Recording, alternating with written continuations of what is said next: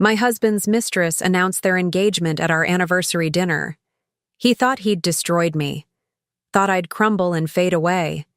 Instead, I watched him celebrate his victory until I revealed I owned his precious company and everything he'd bragged about building was actually mine to take away. Before we jump back in, tell us where you're tuning in from, and if this story touches you, make sure you're subscribed. Because tomorrow, I've saved something extra special for you. The crystal champagne flute trembled in my hand, tiny ripples disturbing the golden liquid as my husband Marcus rose to give his anniversary toast. 15 years of marriage, he proclaimed to our gathered friends and colleagues, his voice carrying across the private dining room of Le Jardin, the most exclusive restaurant in the city. I watched him closely, noting how his hand kept straying to adjust his Hermes tie, a nervous tell I'd learned to read years ago. Something was off. The air felt charged, like the moment before lightning strikes. Marcus was too polished tonight, too calculated in his movements. Even the way he'd insisted on this lavish celebration seemed forced, especially given his usual disregard for our anniversary. I took a small sip of champagne, letting the bubbles dance on my tongue as I studied the faces around the table. That's when I noticed her. Victoria Chen, his new marketing director, seated 3 places down. She was watching him with an intensity that made my skin prickle. Her perfectly manicured fingers toyed with something in her lap, hidden beneath her crisp linen napkin. I'd seen that nervous gesture before, in board meetings when executives were about to make career-defining presentations. Elizabeth has been by my side through everything, Marcus continued, his practiced smile never quite reaching his eyes. Through the early struggles of building Turner International from the ground up, through every success and setback, I felt my lips curve into a smile that matched his in insincerity. If only he knew. The company he so proudly claimed to have built had been mine since before we'd met. My father's legacy, entrusted to me when he passed, with the strict instruction to keep the ownership private until I was ready to take the reins publicly. Marcus had never questioned why a small consulting firm had hired him as CEO with such generous terms. His ego wouldn't allow him to look too closely at his good fortune. And now? Marcus paused, his eyes flickering to Victoria for just a moment. Too long. As we celebrate 15 years together, I want to thank everyone for being here to share this special evening. The pause that followed felt endless. Victoria shifted in her seat, her hand tightening around whatever she held beneath the table. I watched as she gave Marcus a slight nod, almost imperceptible to anyone who wasn't looking for it. My heart rate didn't quicken. My breath didn't catch. Instead, a strange calm settled over me as I realized what was about to happen. Actually, Victoria's voice cut through the quiet, clear, and confident as she stood. Marcus has something else he'd like to share. She withdrew her hand from beneath the napkin, and a diamond ring caught the light, sending prismatic reflections dancing across the white tablecloth. The room collectively held its breath. I could feel the weight of all eyes darting between Victoria, Marcus, and me. Their horror, their morbid fascination, their anticipation of the drama about to unfold. Marcus stood straighter, squaring his shoulders like he did before hostile takeover announcements. Elizabeth and I have grown apart, he began, his voice taking on that same tone he used when firing long-term employees. We've been living separate lives for years, and it's time to be honest with everyone. Victoria and I are in love. We're getting married as soon as the divorce is finalized. The silence that followed was deafening. Faces turned to me, expecting tears, expecting a scene. I could see Marcus tense, preparing for the hysterics he thought would follow. But 15 years of watching him in boardrooms had taught me the power of stillness, of silence. I lifted my champagne glass, took another measured sip, and smiled. Not the practiced social smile I'd worn all evening, but a genuine one that seemed to unsettle Marcus more than any outburst could have. Because in that moment, as he stood there thinking he'd orchestrated my greatest humiliation, I knew exactly how this would end. My father had always told me that timing was everything in business and in life. Wait for the moment when they're most confident, most certain of their victory, he'd said. That's when they're most vulnerable. As I set down my glass with deliberate care, I knew that moment was coming. Marcus had just made his final tactical error, and he didn't even know it. The company's annual shareholder meeting was in 3 days. Marcus had been preparing for months to announce a major restructuring, one that would have eliminated several long-term employees who still remembered when my father ran the company. How fitting that it would instead be the day he learned who really owned Turner International. I rose from my seat, smoothing the silk of my black Valentino dress. "Congratulations," I said, my voice carrying clearly across the stunned silence. "I think it's time for everyone to know the truth." The drive home from Le Jardin was silent, the city lights blurring past my window like scattered stars. Marcus had left with Victoria, of course, his final power play of the evening. I sat in the back of my private car, watching raindrops race down the tinted windows, each one carrying a memory of the past 15 years. James, my driver, and one of the few people who knew my true role at Turner International, kept glancing at me in the rearview mirror. He'd been my father's driver before mine, had watched me grow from a determined young heiress into the silent owner of a global empire. "Would you like me to take the scenic route, Ms. Turner?" he asked, his voice gentle with understanding. "No," I replied, surprising myself with the steadiness in my tone. "Take me to the office instead." The city's financial district rose before us, a forest of glass and steel reaching toward the night sky. Turner International occupied the top, 15 floors of the most prestigious building, my father's vision made manifest. As we pulled into the private underground garage, I caught my reflection in the window. I expected to see devastation, tears, something that matched the scandal I'd just endured. Instead, I saw clarity. The private elevator hummed as it carried me to the top floor. At this hour, the office was empty save for the security team, who nodded respectfully as I passed. They too were part of my father's old guard, loyal to the Turner name rather than the man who currently sat in the CEO's chair. I entered my private office, officially listed as a document storage room, and walked to the floor-to-ceiling windows. The city sprawled below, a glittering tapestry of lights and shadows. Somewhere out there, Marcus was probably celebrating with Victoria, thinking he'd orchestrated the perfect coup. The thought didn't hurt as much as it should have. My phone buzzed incessantly. Concerned friends, board members who'd been at the dinner, gossip-hungry socialites. I ignored them all, walking instead to the hidden safe behind my father's old painting. Inside lay the document I'd never thought I'd need to use. The original ownership papers of Turner International, along with my father's letter. "My dearest Elizabeth," I read aloud, his words as clear now as they were the day he wrote them. "If you're reading this, you've decided it's time to step out of the shadows. Remember what I taught you. Power isn't in what you show, it's in what you keep hidden. When the moment comes to reveal yourself, make it count. Make it devastating.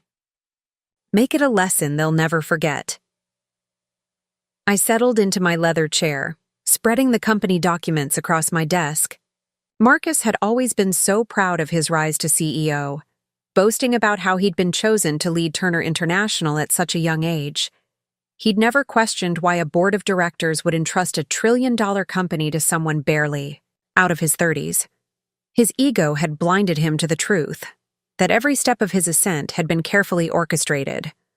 My father had known he was dying when he made me sole owner. The business world isn't ready for a woman your age to take over openly, he'd said. Let them underestimate you. Preparing and narrating this story took us a lot of time, so if you are enjoying it, subscribe to our channel. It means a lot to us. Now back to the story. Let them think you're just another trust fund daughter.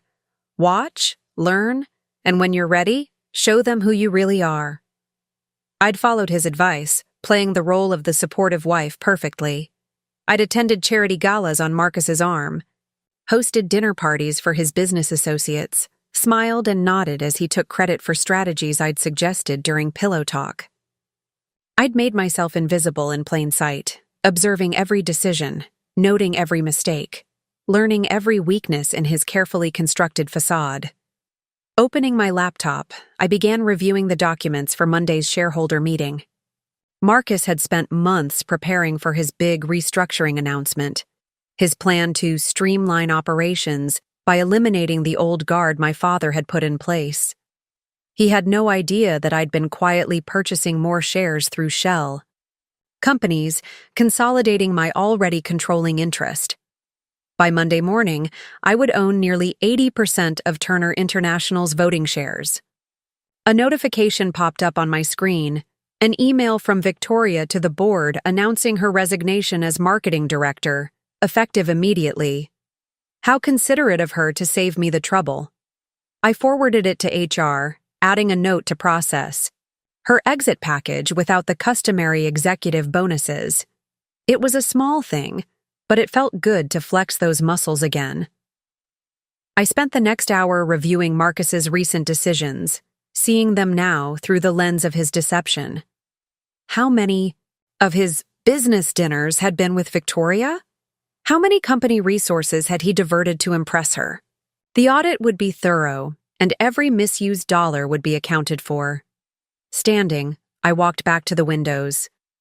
Dawn was breaking over the city, painting the sky in shades of pink and gold. In a few hours, Marcus would swagger into this building, probably rehearsing how to spin last night's events to the board.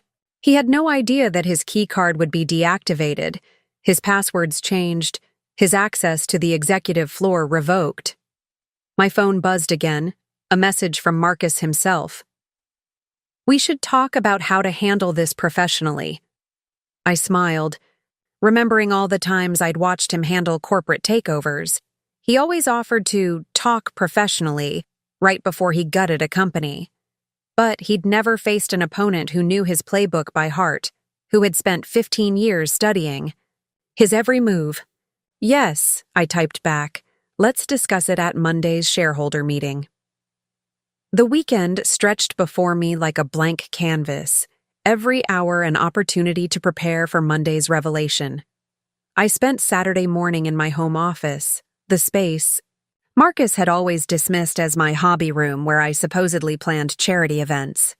If he'd ever bothered to look closer, he might have noticed the hidden terminal accessing Turner International's secure servers, or the files detailing every major company decision of the past 15 years. My first call was to Lawrence Chen, our long-standing corporate counsel. The irony of his sharing Victoria's surname wasn't lost on me. They were distant cousins, a fact Marcus had either overlooked or ignored in his arrogance. "I saw the guest list for Monday's shareholder meeting," Lawrence said, his tone carefully neutral. "I assume you're finally ready?" "Yes," I replied, pulling up the documentation we'd prepared years ago. "Execute Protocol Artemis."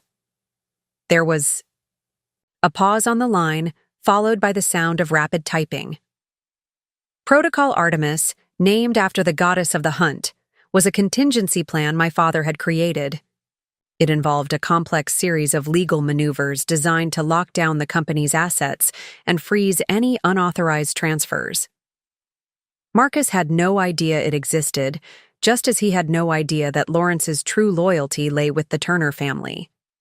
"It's done," Lawrence confirmed. "All major financial decisions now require dual authorization from both the CEO and the owner. Given that you're the owner, Marcus won't be able to move anything significant before Monday." "Perfect."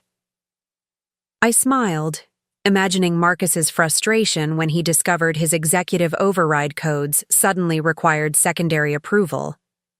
"What about the other matter?" "The private investigators' reports are quite thorough," Lawrence replied. 6 months of documentation, meetings, expenses, hotel receipts. They've been using the Milan acquisition as cover for their relationship. Every trip, every dinner, charged to the company account. I leaned back in my chair, processing this information. The Milan deal, Marcus's pride and joy, the acquisition he claimed would cement his legacy. How fitting that it would instead become evidence of his misconduct. Send copies to HR and the board's ethics committee, I instructed. But hold them until Monday morning, 1 hour before the meeting. After hanging up, I moved to my next task. Opening my laptop, I accessed the company's internal messaging system. As expected, the executive floor was buzzing with weekend activity, crisis management in full swing.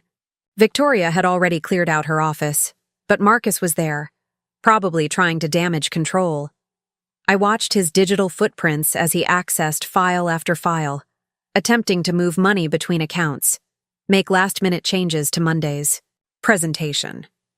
Each attempt met with the new security protocols, requiring an approval he couldn't obtain. His frustration was evident in the increasingly aggressive way he typed, the multiple failed override attempts. A message popped up from Diane, my father's former secretary, and now the board's administrative director. He's calling an emergency board meeting for Sunday afternoon. Claims it's about recent developments affecting company stability. Perfect, I replied. Decline due to insufficient notice. Cite bylaw 47. 3. Diane's response came with a hint of satisfaction. Already done. He's not taking it well. I spent the next few hours methodically reviewing the Milan acquisition documents. Every detail Marcus and Victoria had tried to hide was there, buried in expense reports and meeting minutes. They'd been sloppy, confident in their security clearance and Marcus's position as CEO. They hadn't considered that someone higher up might be watching. Around midnight, my phone lit up with Marcus's name. I let it ring, imagining him pacing in his office, tie loosened, hair disheveled from running his hands through it, his typical stress response. When it went to voicemail, he sent a text. The board meeting denial is ridiculous. This situation needs to be addressed before markets open Monday. You're being childish. I screenshot the message, adding it to my growing file. Classic Marcus, attempting to gaslight, to make me appear emotional and unprofessional. It had worked in our marriage, but it would fail spectacularly in the boardroom. Another text followed. Victoria and I are willing to be generous in the divorce settlement. Don't force this into a corporate issue. Generous. The word hung in the air, laden with condescension. He still thought he held all the cards, still believed he was the one with something to offer. His assumption that I would need or want his generosity would be his undoing. I opened our home security app, watching through the cameras as Marcus finally returned to collect some clothes. He moved through the house with entitled confidence, selecting his most expensive suits, his prized watches. I made note of everything he took. Evidence for the asset freeze Lawrence would implement first thing Monday morning. As he passed through the library, he paused at the photograph of my father and me at my college graduation. It was the only picture in the house that showed us at the Turner International offices, standing before the company logo. Marcus had always assumed it was taken during a casual visit, never questioning why my father's arm was draped proudly around my shoulders. As we stood in the CEO's office, his office, which would later become Marcus's, and soon would acknowledge its true owner. I watched him shake his head at the photo before leaving, no doubt dismissing it as another painful reminder of the family life he was discarding. In his rush to start his new life with Victoria, he'd forgotten the first rule of corporate takeovers. Know your opponent's true position. Monday was approaching, and with it, the moment Marcus would learn exactly who he'd been sleeping beside for 15 years.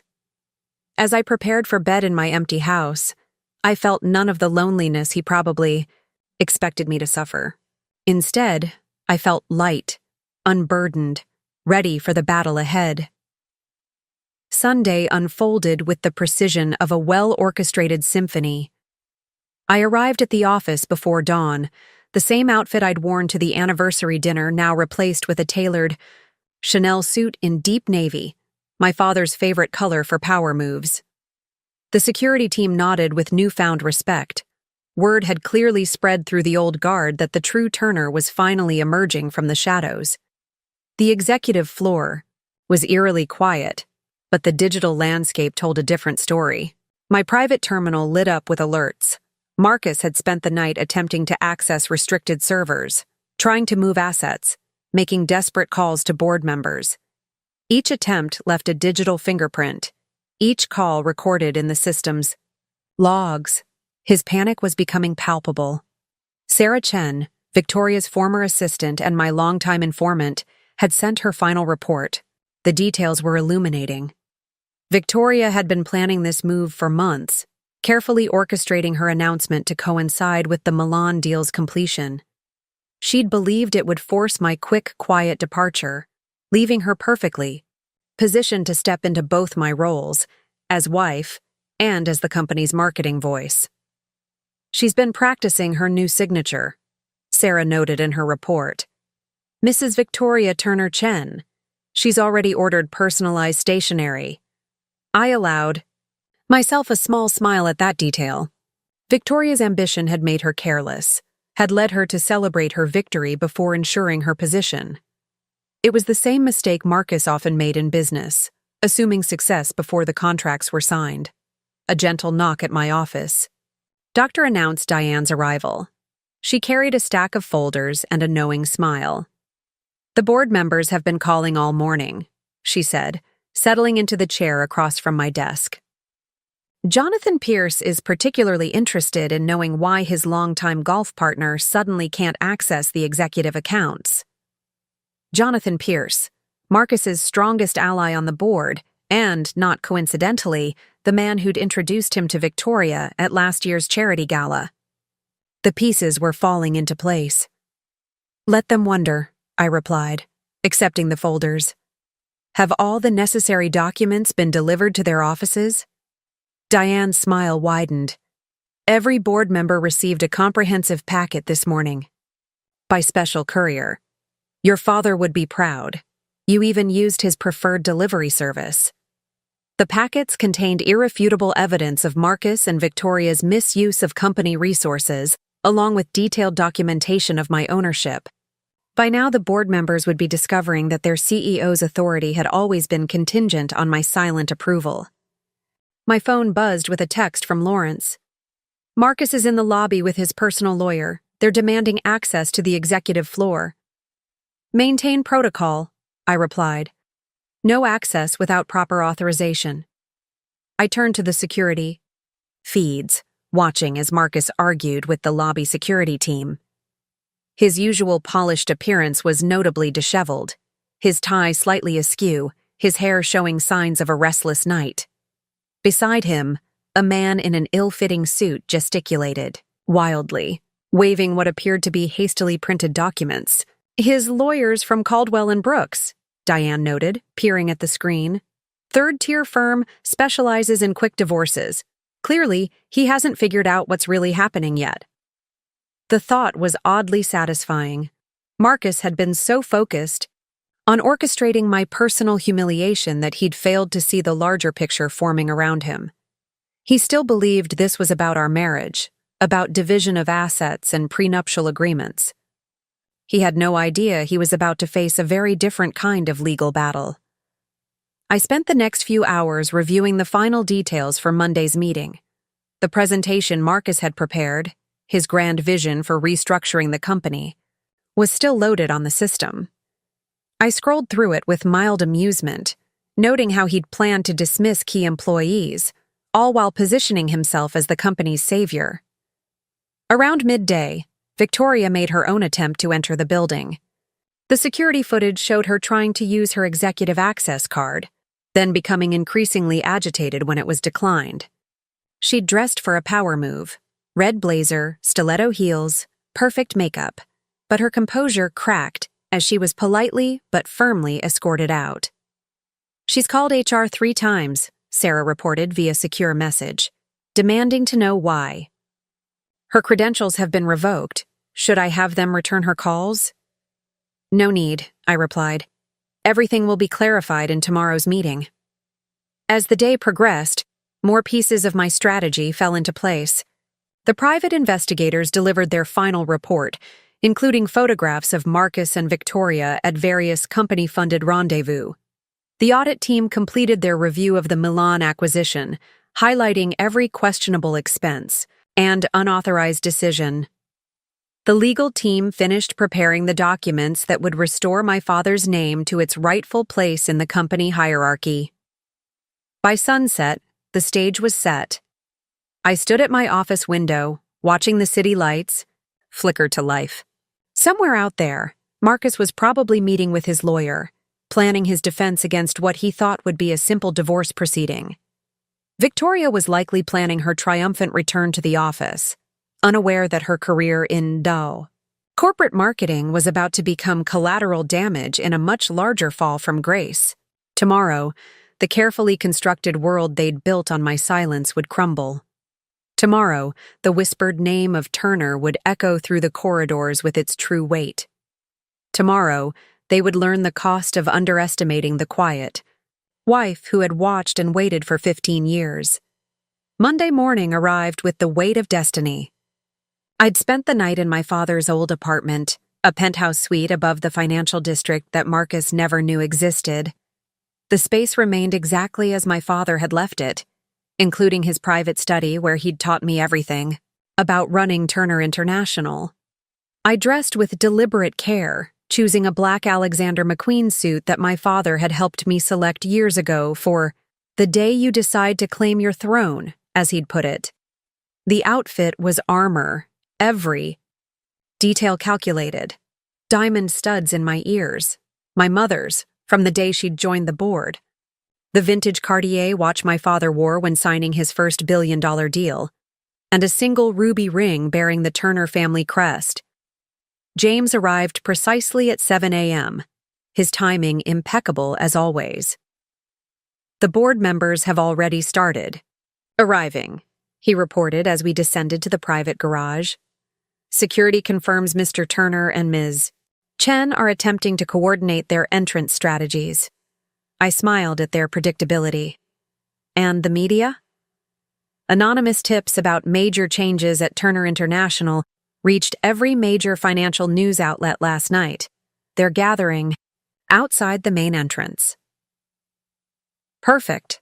Marcus had always loved playing to the media, crafting his image as the brilliant CEO who'd built a global empire.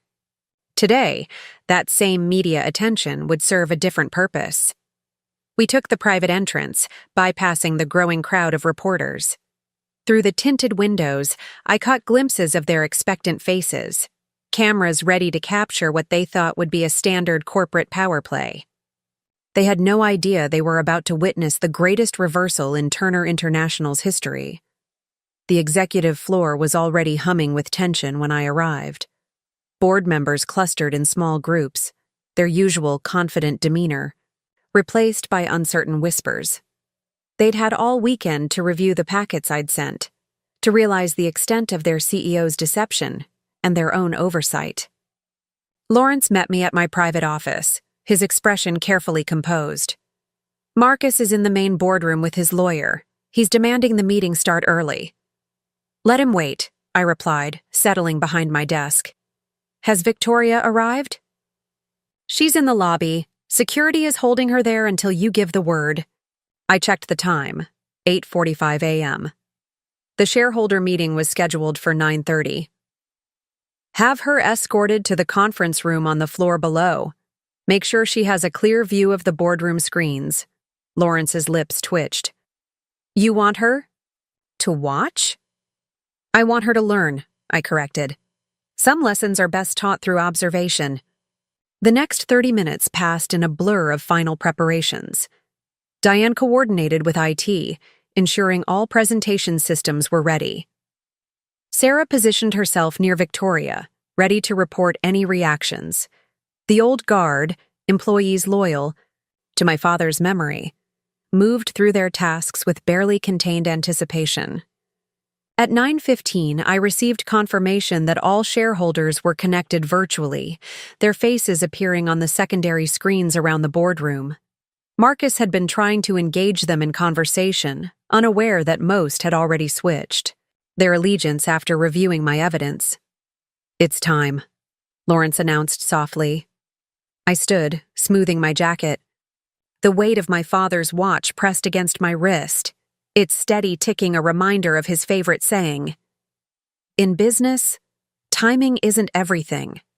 It's the only thing. The walk to the boardroom felt like crossing a threshold. Every step took me further from the role I'd played for 15 years and closer to the position I was born to hold. Through the glass walls, I could see Marcus at the head of the table, his back to the door, gesturing emphatically to his increasingly uncomfortable audience. "And so, despite recent personal matters," he was saying, "I assure you that Turner International remains stronger than ever under my leadership." The doors opened. The room fell silent as I entered, followed by Lawrence and Diane. Marcus turned, his expression shifting from annoyance to confusion as he registered my presence. "Elizabeth," he began, his tone condescending. "This is a closed board meeting.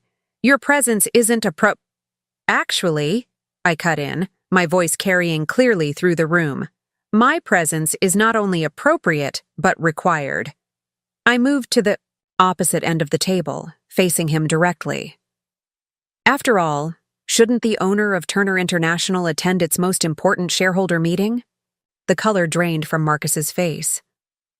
Around the table, board members straightened in their seats, their attention sharpening. On the screens, shareholders leaned closer to their cameras. "Owner?" Marcus's lawyer sputtered, shuffling through his papers. "There must be some mistake. Mr. Turner is the chief executive and primary—" "Lawrence," I interrupted smoothly, "please distribute the ownership documents." With practiced efficiency, Lawrence began placing folders before each board member. The room filled with the sound of papers being opened, followed by sharp intakes of breath as the truth was revealed in black and white. Marcus grabbed the folder nearest to him, his hands shaking slightly as he read.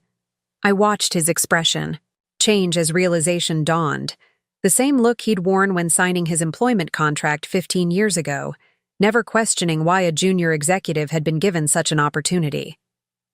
"This is impossible," he whispered, but his voice lacked conviction. He was already connecting the dots, remembering all the times his riskier decisions had been mysteriously modified, all the times his more aggressive strategies had been quietly adjusted. "Nothing is impossible," I replied, taking my seat at the head of the table. "Especially not for the daughter of Richard Turner." The boardroom crackled with electric tension as my words hung in the air. Marcus's lawyer was frantically flipping through documents, his forehead beating with sweat as he encountered page after page of irrefutable evidence. The board members exchanged glances, their expressions a mix of shock and dawning comprehension. "Richard Turner's daughter," Jonathan Pierce repeated slowly, his usual self-assured demeanor cracking. All this time,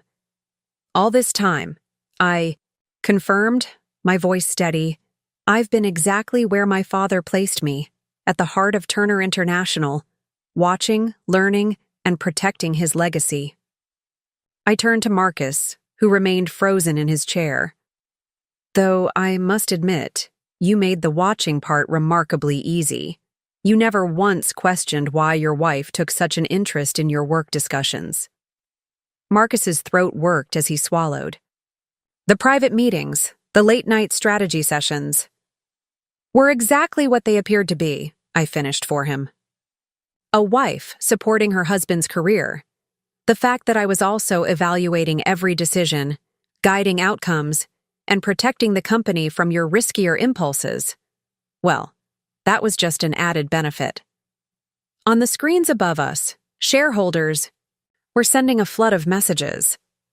The chat log scrolled rapidly as they processed the implications of this revelation. Many were connecting dots they'd never noticed before. The company's consistent success despite some of Marcus's more questionable decisions, the mysterious stability during market downturns, the inexplicable shifts in strategy that always seemed to work out perfectly. "The Milan acquisition," Marcus said suddenly, his face paling further. "You knew about Victoria." "From the first dinner meeting," I confirmed, nodding to Sarah, who had slipped quietly into the room. She distributed a new set of folders, these ones containing detailed reports of every encounter, every misused company fund, every breach of corporate ethics. Marcus's lawyer began to stand, blustering about privacy violations, but Lawrence smoothly interjected. All surveillance was conducted within legal corporate guidelines, specifically those outlined in the executive contract Mr. Turner signed. Page 37, paragraph 4, if you'd care to review it. I watched as Marcus frantically flipped to the referenced page, no doubt remembering the day he'd signed that contract, too eager for power to read the fine print. His hands trembled slightly as he found the clause, the one my father had insisted on including, knowing someday it would prove vital. Additionally, I continued, pressing a button on the conference table, we have a live feed from Conference Room B where your fiancé is currently watching these proceedings. The central screen split, revealing Victoria's shocked face as she realized she was now visible to the entire board. "Ms. Chen, I believe you have some expertise in corporate communications. How would you suggest we handle this situation?" Victoria's mouth opened and closed soundlessly, her carefully crafted image crumbling in real time. The red blazer she'd chosen to project power now seemed garish against her rapidly paling complexion. "The Milan documents," Marcus tried again, grasping for control. "The deals, the contracts, are all completely legitimate," I assured him. "Every signature authorized, every deal properly executed. The only irregularities involve your personal expenses, the ones you tried to hide in the acquisition costs." I gestured to the documents before us. 15 years of meticulous, record-keeping, Marcus. Did you really think no one was watching? Jonathan Pierce cleared his throat. The board should have. The board, I cut in smoothly, operated exactly as my father intended. You provided oversight of the CEO's activities while the true owner maintained control through other channels. I met his eyes directly. Though I must say, Jonathan, introducing Marcus to Victoria at your charity gala was an unexpected twist. Were you aware of their intentions, or was that simply an unfortunate coincidence? Pierce's face reddened as other board members turned to stare at him. His role in the drama was now another piece of the puzzle falling into place. Now, I continued, turning back to the shareholders on screen, let's discuss the company's future. Marcus has prepared a presentation about restructuring Turner International. However, I have a different vision to share. Marcus's lawyer finally found his voice. This is outrageous. Mr. Turner's contract clearly states, is void, Lawrence interrupted, due to multiple breaches of fiduciary duty and ethics violations, all documented in the reports before you. Additionally, he added with a slight smile, Mr. Turner's authority as CEO has always been contingent on the owner's approval, as clearly stated in the company bylaws. I stood, commanding the room's attention. Turner International was built on my father's principles: integrity, innovation, and unwavering dedication to excellence. Over the past 15 years, I've honored those principles from the shadows. Today, that changes. The room held its breath as I moved to the presentation screen. Behind me, I could hear Marcus's ragged breathing, could practically feel the weight of his collapsing world pressing down on him. On the split screen, Victoria sat motionless, her ambitious dreams of becoming the next Mrs. Turner crumbling before her eyes. Shall we begin? I asked, my finger hovering over the presentation.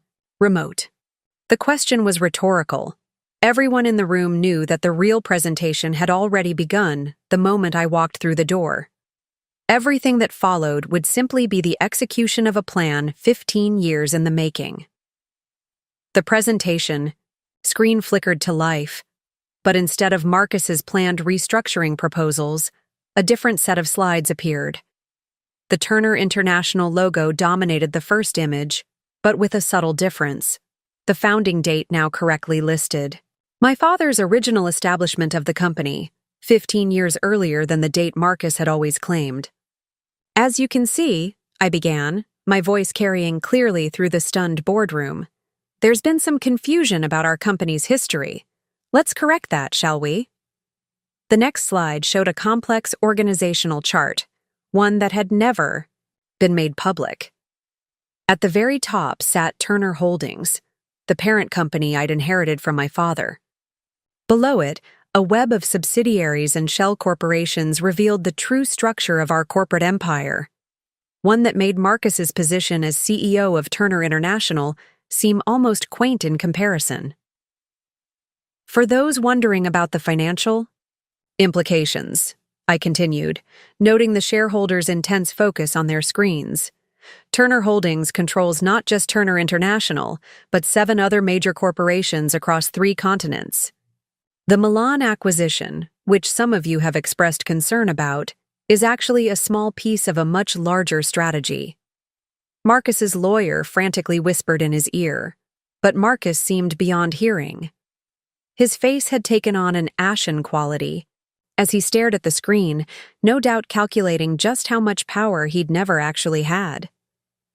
Ms. Turner, one of the shareholders spoke up, their voice sharp through the conference system. Are you suggesting that Turner International's reported market value is inaccurate? Not inaccurate, I corrected smoothly. Incomplete. Turner International's success has been genuine, but it's been carefully managed to appear self-contained. In reality, it's part of a much larger ecosystem. I clicked to the next slide, revealing financial projections that made several board members audibly gasp. These are the true numbers, gentlemen. Your investment has been performing significantly, better than you realized. Victoria, still visible on the split screen, had pulled out her phone, no doubt trying to make sense of what this meant for her future. I watched her expression shift as she presumably found the breaking news headlines.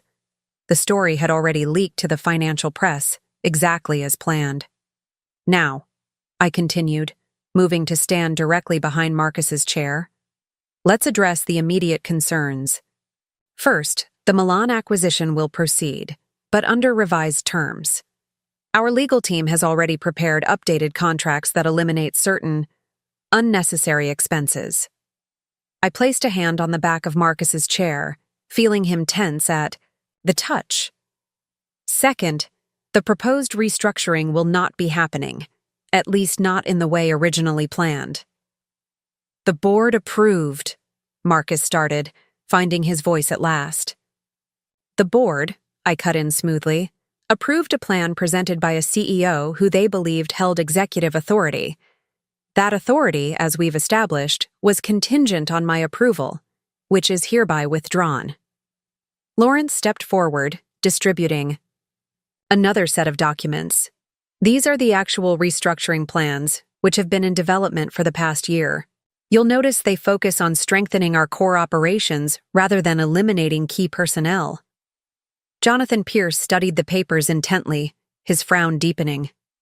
These projections, they're based on market trends that weren't public when... His voice trailed off as understanding dawned. When Marcus began planning his version, I finished for him. Correct. Turner Holdings has access to significantly more market data than Turner International. We've been using that information to guide company strategy for years, though of course we had to be subtle about it. Marcus couldn't know he was implementing my father's long-term vision rather than creating his own. The room fell silent as the full implications sank in. Every major success Marcus had claimed, every brilliant strategy he'd boasted about, had been carefully orchestrated. His meteoric rise in the business world had been a carefully constructed illusion, and now that illusion was shattering. "The shareholders will need time to process this," one of the board members ventured. "They'll have it," I assured him, "along with access to the complete corporate records, which should answer any lingering questions about the company's true position." I paused, allowing a small smile. Though I suspect the market's reaction tomorrow will speak for itself. Victoria's image on the screen suddenly became more animated as she appeared to receive some news on her phone. Her face drained of color as she looked directly into the camera. "Ah," I noted. "I see Ms. Chen has just discovered that her resignation has been accepted, effective immediately, with certain interesting clauses activated in her termination agreement." I turned to Lawrence. "Would you care to explain?" "The standard non-compete clause," Lawrence began, his tone professionally neutral but with a hint of satisfaction, "has been expanded to include all Turner Holdings companies and their subsidiaries. Additionally, given the circumstances of her departure, the ethics violation clauses have been triggered, requiring full repayment of any company resources used for personal matters." Marcus surged to his feet. "You can't—" "Actually," I interrupted, "I can, and I have. But don't worry, Marcus.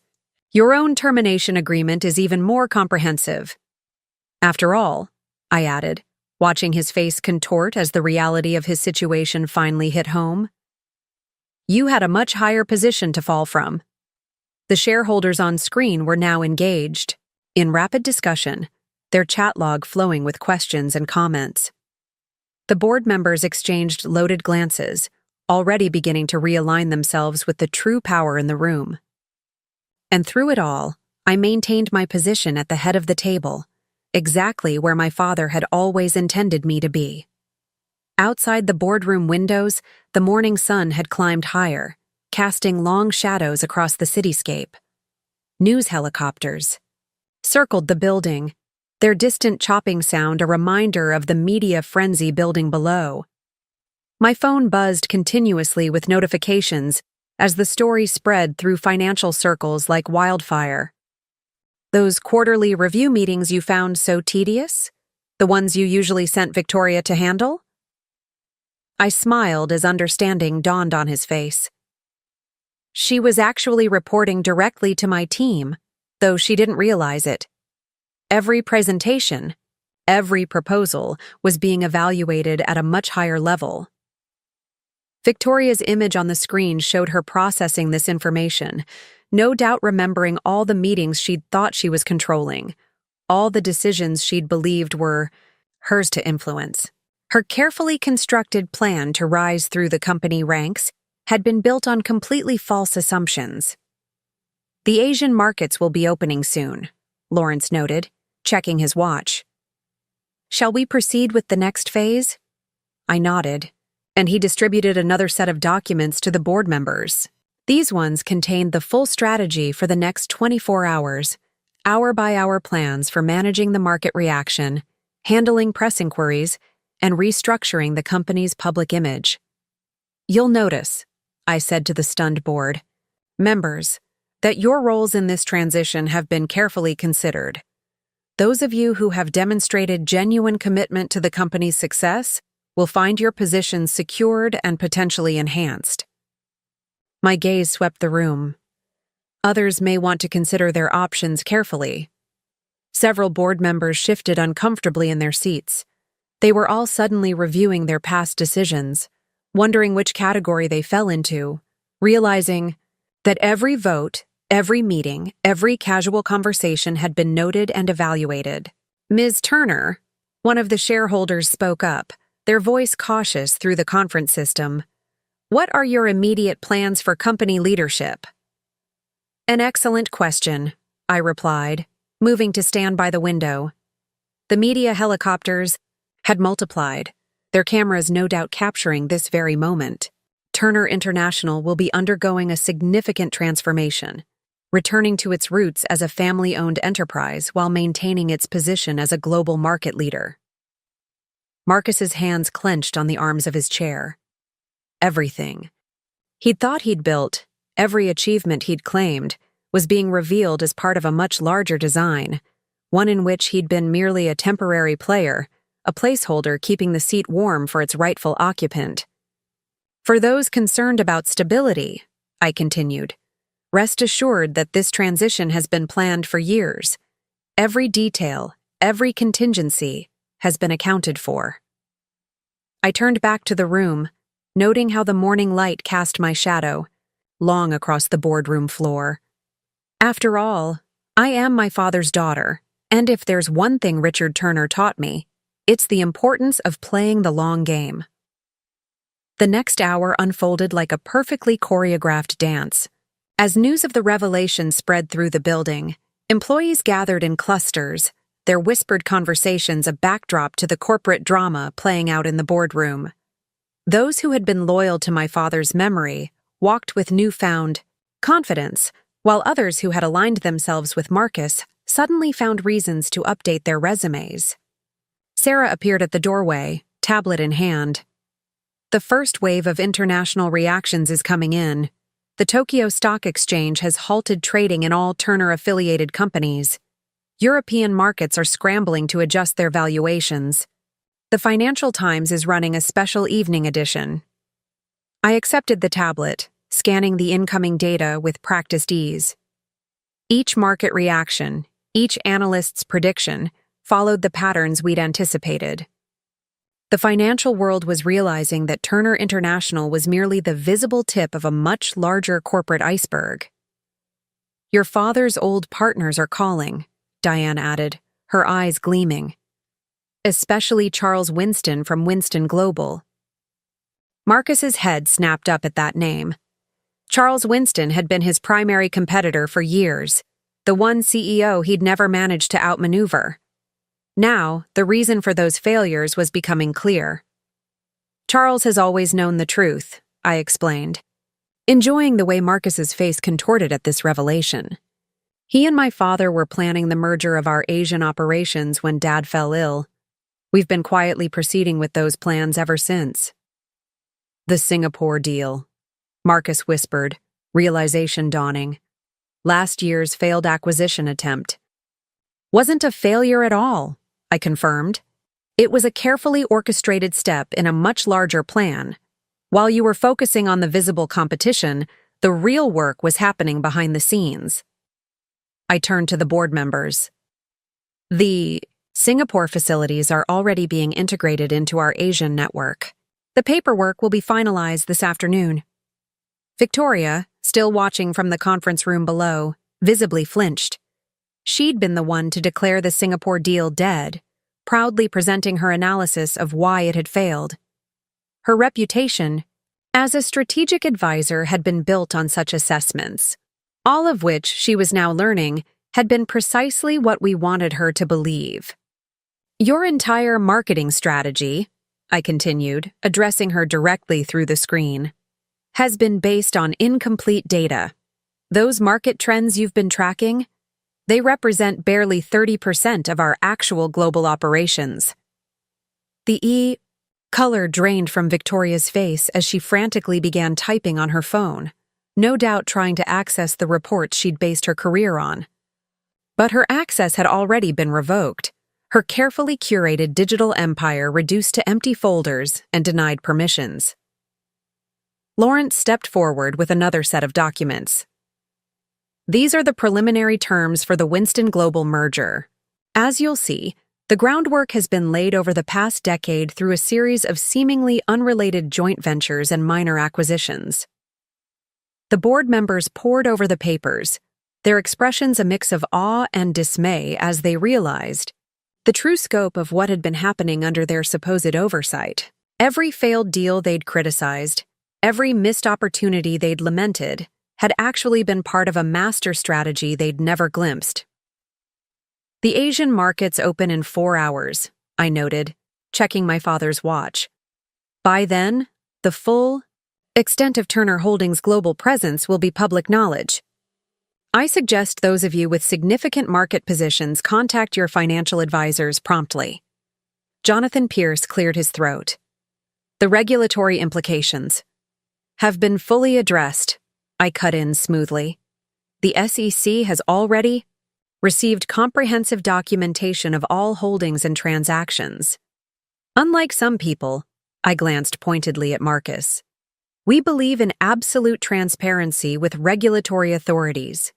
Marcus's lawyer, who had been frantically making calls in the corner, suddenly looked up with fresh alarm. The SEC filing. It includes the Milan expense reports? Every detail, I confirmed.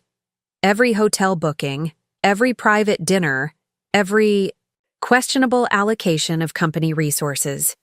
The Ethics Committee will have quite a lot to discuss at their next meeting. I paused, letting that sink in. Though I suspect the discussion will be rather one-sided, given that most of the participants in those expenses will no longer be employed here.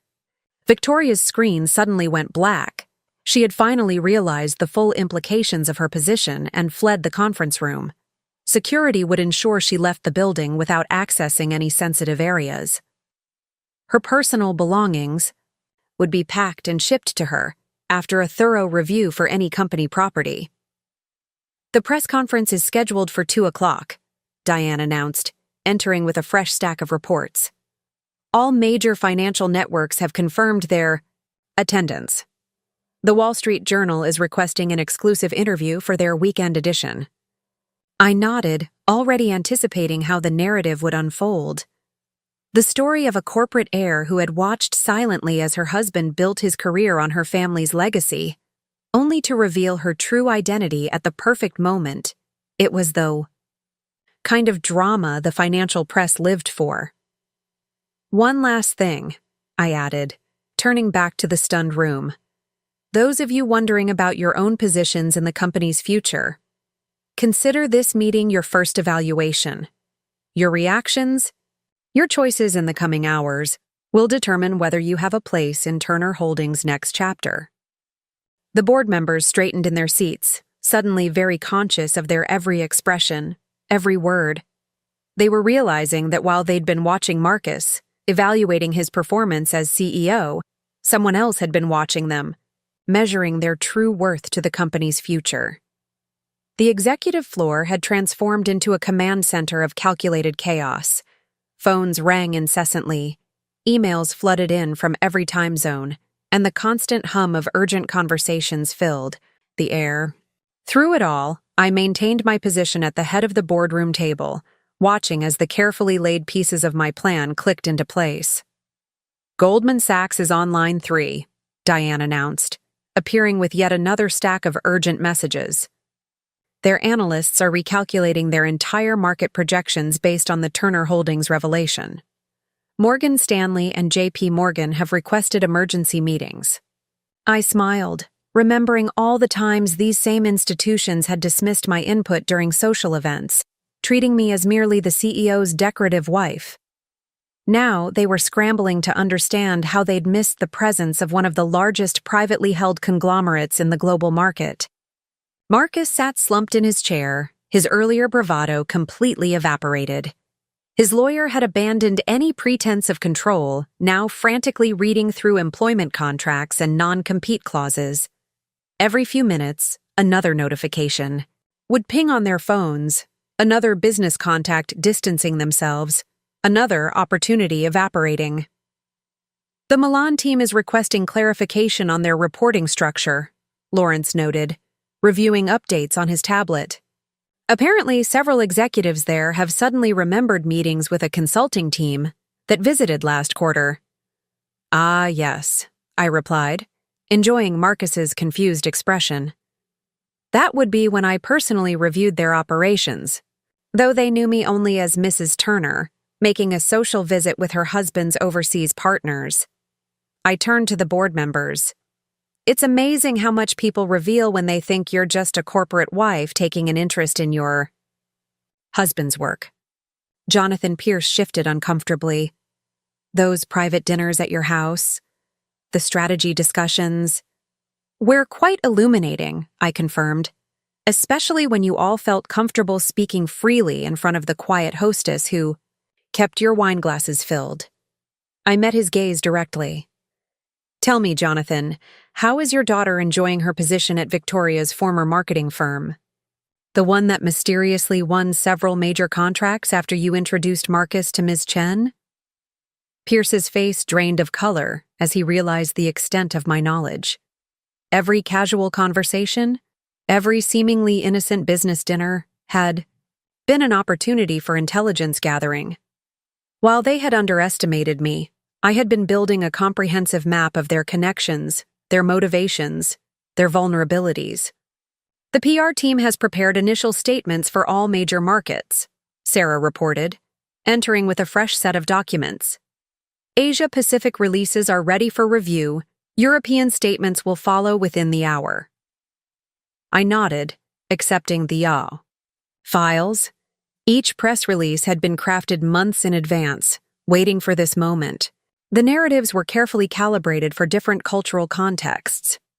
The Asian markets would respond to the story of a dutiful daughter honoring her father's legacy, while European outlets would focus on the strategic brilliance of the long-term deception. Your father's old office has been prepared, Diane added quietly. Everything is exactly as he left it. Marcus's head snapped up. That office has been sealed since you claimed it was being renovated, I finished for him. In reality, it's been maintained as the command center for Turner Holdings' global operations. Every major decision this company has made has originated from that room. I stood, smoothing my skirt. Would you like to see it? After all, you've spent 15 years wondering what was behind those locked doors. The walk to my father's office felt like a procession. Board members and executives lined the hallway, watching as I led the stunned group toward the supposedly abandoned corner of the executive floor. Marcus trailed behind, his steps heavy with the weight of realization. The doors opened silently, revealing a space that was both a preserved memorial and a modern command center. My father's mahogany desk dominated one end, while the opposite wall displayed a bank of screens showing real-time data from markets worldwide. Family photos lined the shelves. Not the formal portraits Marcus knew, but intimate moments. My father teaching me to read financial statements.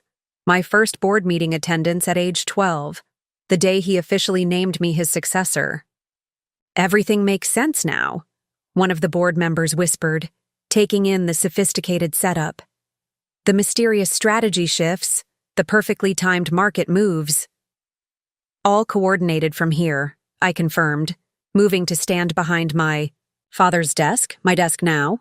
While Marcus played CEO in the public office, the real decisions were being made in this room. I activated the main screen, revealing a comprehensive organizational chart. Welcome to the heart of Turner Holdings, gentlemen. I trust you now. Understand why today's revelations were inevitable. Marcus stared at a photo on the desk, one taken at our wedding. In it, my father stood beside us, his hand on my shoulder, a knowing smile on his face. 15 years later, that smile carried a very different meaning. The Tokyo market opens in 30 minutes, Lawrence announced, checking his watch. Shall we begin the next phase? I settled into my father's chair, feeling the weight of generations of Turner business acumen settling around me. Yes, I replied. I believe it's time to show the world exactly what Turner Holdings is capable of. The Tokyo markets had barely opened when my phone began lighting up with messages from a different sector of my life, the social circles that had defined my existence as Marcus's wife, the country club wives, the charity board members, the social committees I'd served on while quietly gathering intelligence about their husbands' business dealings. Mrs. Rothschild is quite insistent about speaking with you, Diane reported, a hint of amusement in her voice.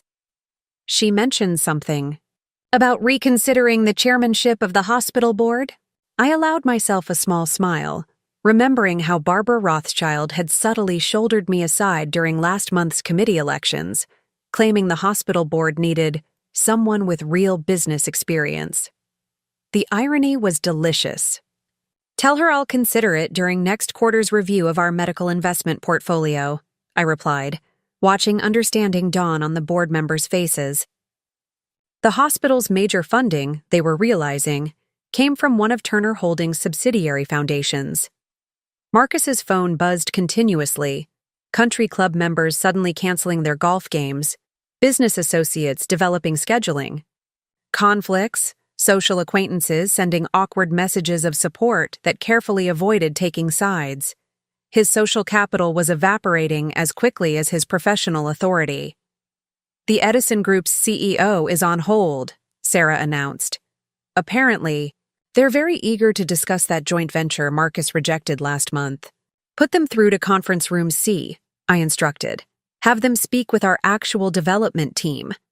I turned to Marcus. "You know, the one that's been running parallel negotiations while you played at being in charge." His face reddened, as he remembered his bombastic rejection of the Edison proposal, how he'd lectured their board about understanding true market value. Now, he was realizing that his declaration of corporate independence had been nothing more than a performance, watched and managed by the true power behind his throne. "Victoria's assistant reports she's trying to access her social media accounts from home," Lawrence noted, checking his tablet. "All company-related platforms have been secured." I nodded, unsurprised. Victoria had spent years building her image as a corporate influencer, posting about leadership and women in business. Her carefully curated online presence had been part of what attracted Marcus, the illusion of a power couple in the making. "Ensure her termination agreement is clear about confidentiality requirements," I instructed. "We wouldn't want her attempting to monetize this experience through a tell-all post." The board members shifted uncomfortably, no doubt remembering their own social media activities. How many of them had shared Marcus's posts, endorsed his business insights, hitched their professional reputations to his supposed expertise? "The Westbrook Foundation is requesting confirmation about next month's charity gala," Diane added. "Given the circumstances—" "The gala will proceed as planned," I interrupted smoothly. "Though I believe the guest list may need some revision." I met Jonathan Pierce's eyes, particularly regarding the seating arrangements at the primary donor table. Pierce swallowed hard. The Westbrook Gala was the social event of the season, where business deals were made and corporate alliances formed. The seating chart was a carefully orchestrated display of power and influence, one that would now reflect the true hierarchy of Turner Holdings. "Charles Winston's wife sends her regards," Sarah mentioned, a slight smile playing at her lips. "She particularly enjoyed last week's garden party." Marcus's head snapped up. "Garden party?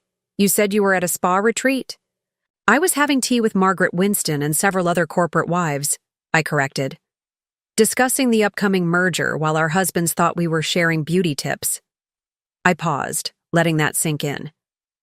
"Though, in your case, the husband in question was rather preoccupied with his marketing director." The reminder of his indiscretion hung heavy in the air. Several board members suddenly found their phones fascinating, avoiding Marcus's gaze. They were all calculating the social cost of their association with him, realizing that their wives would soon be navigating a very different corporate landscape. "The Four Seasons has called about your standing reservation," Diane noted, directing this to Marcus. "Apparently there's some confusion about the corporate account." "Cancel it," I instructed, "along with any other accounts he's been using for personal entertainment." I met Marcus's eyes. "I believe Ms. Chen will need to update her expense reports as well." The implications were clear. Every dinner, every weekend getaway, every supposedly discreet rendezvous had been monitored and documented. The paper trail of their affair would become part of the corporate record, a cautionary tale for future executives who might consider mixing business with pleasure. "The social secretary would like to know about this evening's symphony gala," Sarah added. "You're scheduled to present the Turner Foundation's annual donation." "Which I'll do," I confirmed, as the foundation's actual director, not as the CEO's supportive wife. I turned to the board members. "I trust this clarifies any confusion about the foundation's funding decisions over the past decade." They nodded slowly, understanding dawning. The charitable giving they'd attributed to Marcus's corporate generosity had been another chess piece in my larger game. Every donation, every sponsorship had been carefully calculated to build the relationships I would need when this day arrived. "Your father's club has already transferred your membership to the primary position," Lawrence reported. "The president sends his congratulations and mentions something about a long-standing arrangement." I smiled, remembering my father's words years ago. "The old guard always knew this day would come," I explained to the room. "They've just been waiting to see how it would play out." The afternoon brought the first real attempts at resistance. Marcus's allies, those who had built their own positions on his supposed authority, began emerging from their initial shock to mount what they believed would be a counteroffensive. Their efforts would have been admirable if they weren't so painfully predictable. "Gerald Matthews from Legal is requesting an emergency meeting with the board," Sarah announced, entering with a fresh stack of urgent messages. "He's citing corporate bylaws regarding leadership transitions." I exchanged a knowing look with Lawrence. Gerald had been one of Marcus's first hires, a lawyer who had helped structure numerous deals to maximize Marcus's apparent control. "Show him in," I instructed. "Let's see what creative interpretation he's discovered." Gerald burst into the room, clutching a leather portfolio stuffed with documents. His usual polished appearance was slightly disheveled, his tie askew from what had probably been hours of frantic legal research. "This transition is procedurally irregular," he declared, spreading papers across the table. "According to Section 7, Paragraph 4 of the Corporate Charter."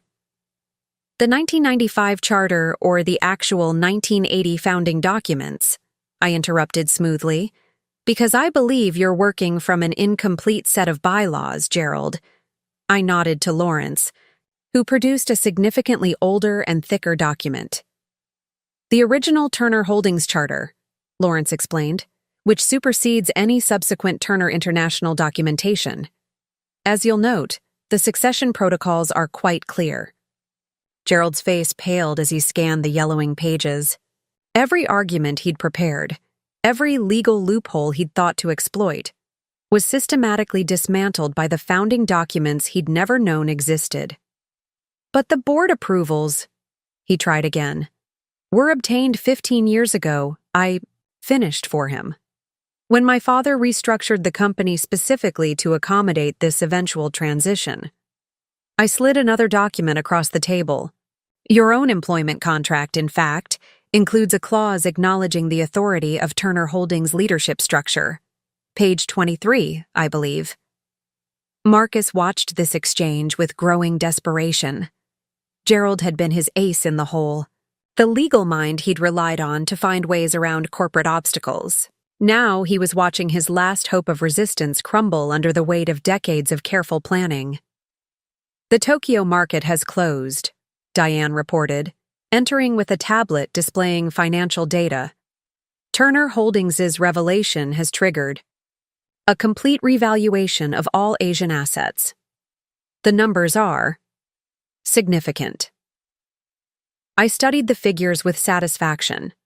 The market had responded exactly as predicted, recognizing the true value of what had previously appeared to be unrelated: companies and investments.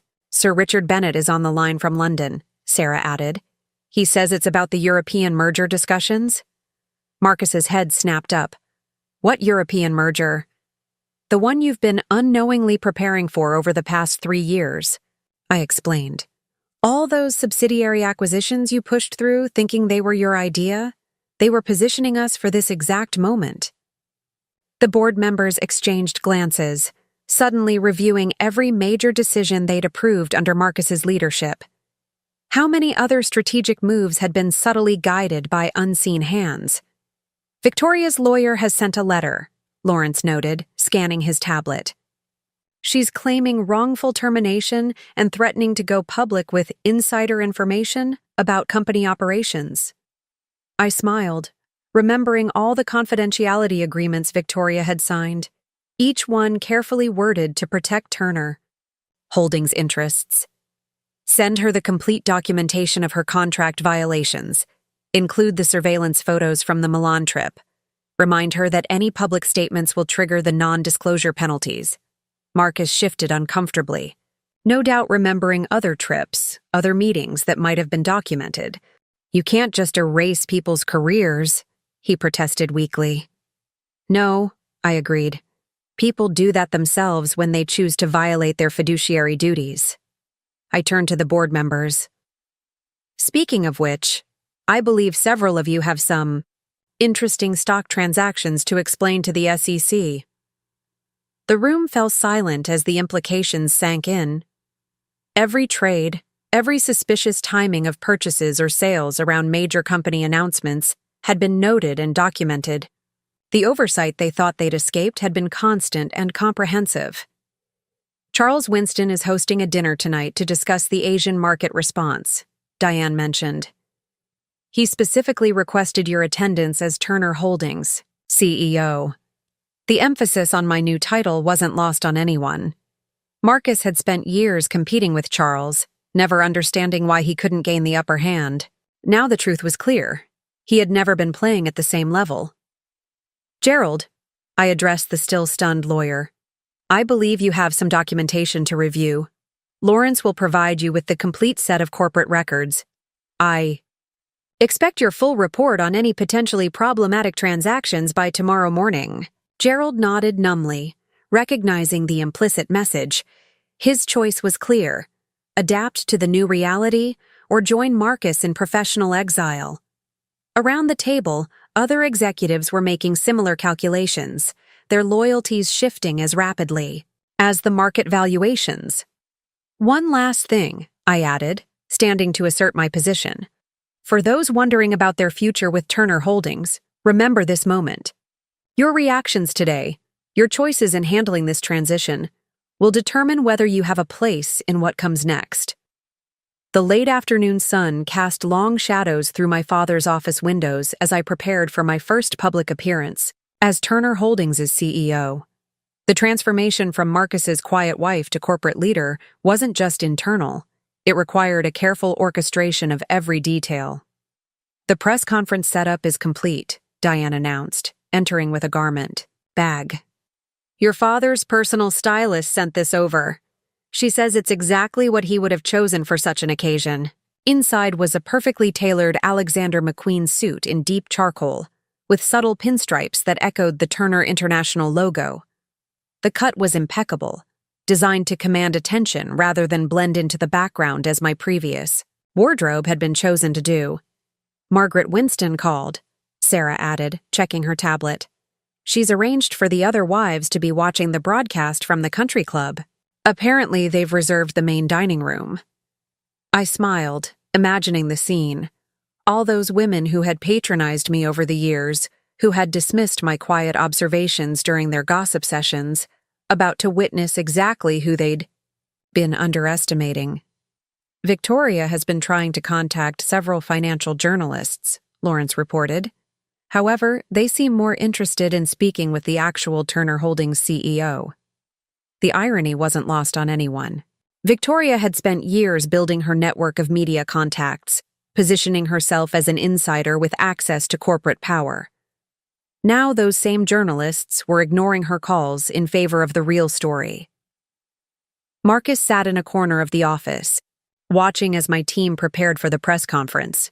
His expression shifted between disbelief and growing comprehension as each detail revealed another layer of my long-term planning. The outfit you wore to the Milan deal signing, he said. Suddenly. It wasn't new, was it? It was my mother's, I confirmed, remembering the day she had worn it to her own first board meeting. I had it altered years ago, waiting for the right moment. Every piece I've worn to major company events has carried its own history, its own connection to the Turner legacy. The board members, who had been reviewing market data, looked up with renewed interest. They were beginning to understand that every detail of my appearance, every seemingly casual choice, had been part of a carefully crafted narrative. Your father's watch, Jonathan Pierce noted, gesturing to my wrist. You've been wearing it all year. Since the exact day I gained majority control of the final shares needed for this transition, I confirmed. Though everyone assumed it was simply a sentimental choice, a widow wearing her late husband's timepiece. The weight of the watch felt different now that its true significance was known. Every tick had been counting down to this moment, every glance at its face a reminder of the approaching revelation. The hair, the makeup, the subtle changes in your wardrobe, Marcus continued, his voice holding a new note of understanding. You've been gradually transforming yourself, haven't you? Getting everyone used to seeing you differently without realizing it. I moved to the full-length mirror that had been installed in my father's office decades ago, specifically for moments like this. The woman reflected there was a perfect blend of Turner authority and feminine power, exactly the image my father had helped me craft over years of preparation. The social pages called it a style evolution, I noted, adjusting my jacket. They attributed it to Victoria's influence, assuming I was trying to keep up with my husband's glamorous new companion. None of them noticed that each change aligned perfectly with major company milestones. Sarah approached with a jewelry box I recognized from my mother's collection. Inside was the Turner family signet ring, resized years ago to fit my hand. The board photos have been updated throughout the building, she reported. Every portrait of Marcus has been replaced with the historical progression of Turner leadership, ending with you. Marcus stood abruptly, moving to the window. Below, media vans were arriving, setting up for the press conference that would formally announce the change in leadership. His own image was already being erased, his legacy reduced to a footnote in the Turner family history. The European markets have closed, Lawrence announced, reviewing the final trading data. The complete restructuring of Turner Holdings' public profile has triggered a massive revaluation of all associated companies. The financial press is calling it the Turner Revelation. I slipped on the signet ring, watching how it caught the light. The family crest, which had seemed like a simple decorative element to outsiders, was actually a subtle reminder of the power structure that had always existed behind the scenes. Your father's original office in London has been reopened, Diane added. The executive team there is standing by for your first international video conference as CEO. The pieces were falling into place with practiced precision. Each location, each team member, each detail had been prepared for this transition. The quiet wife who had watched from the shadows was stepping into the light, revealing herself as the architect of a global business empire. It's time, Lawrence announced, checking his watch. The media is ready. I took one final look in the mirror, seeing not just my reflection but the culmination of years of careful planning. The transformation was complete, from the subtle power behind the throne to the Queen taking her rightful place in full view of the world. The press conference room buzzed with anticipation. Journalists from every major financial publication filled the seats, their cameras ready, tablets poised to document what was already being called the business story of the decade. The room itself had been subtly transformed. The backdrop now displayed the complete Turner Holdings logo rather than just the Turner International branch that Marcus had always showcased. Financial Times is leading with the headline, "The Hidden Queen of Wall Street," Sarah whispered, showing me her tablet. Bloomberg has already updated their billionaires list. You're now officially ranked higher than Marcus ever was.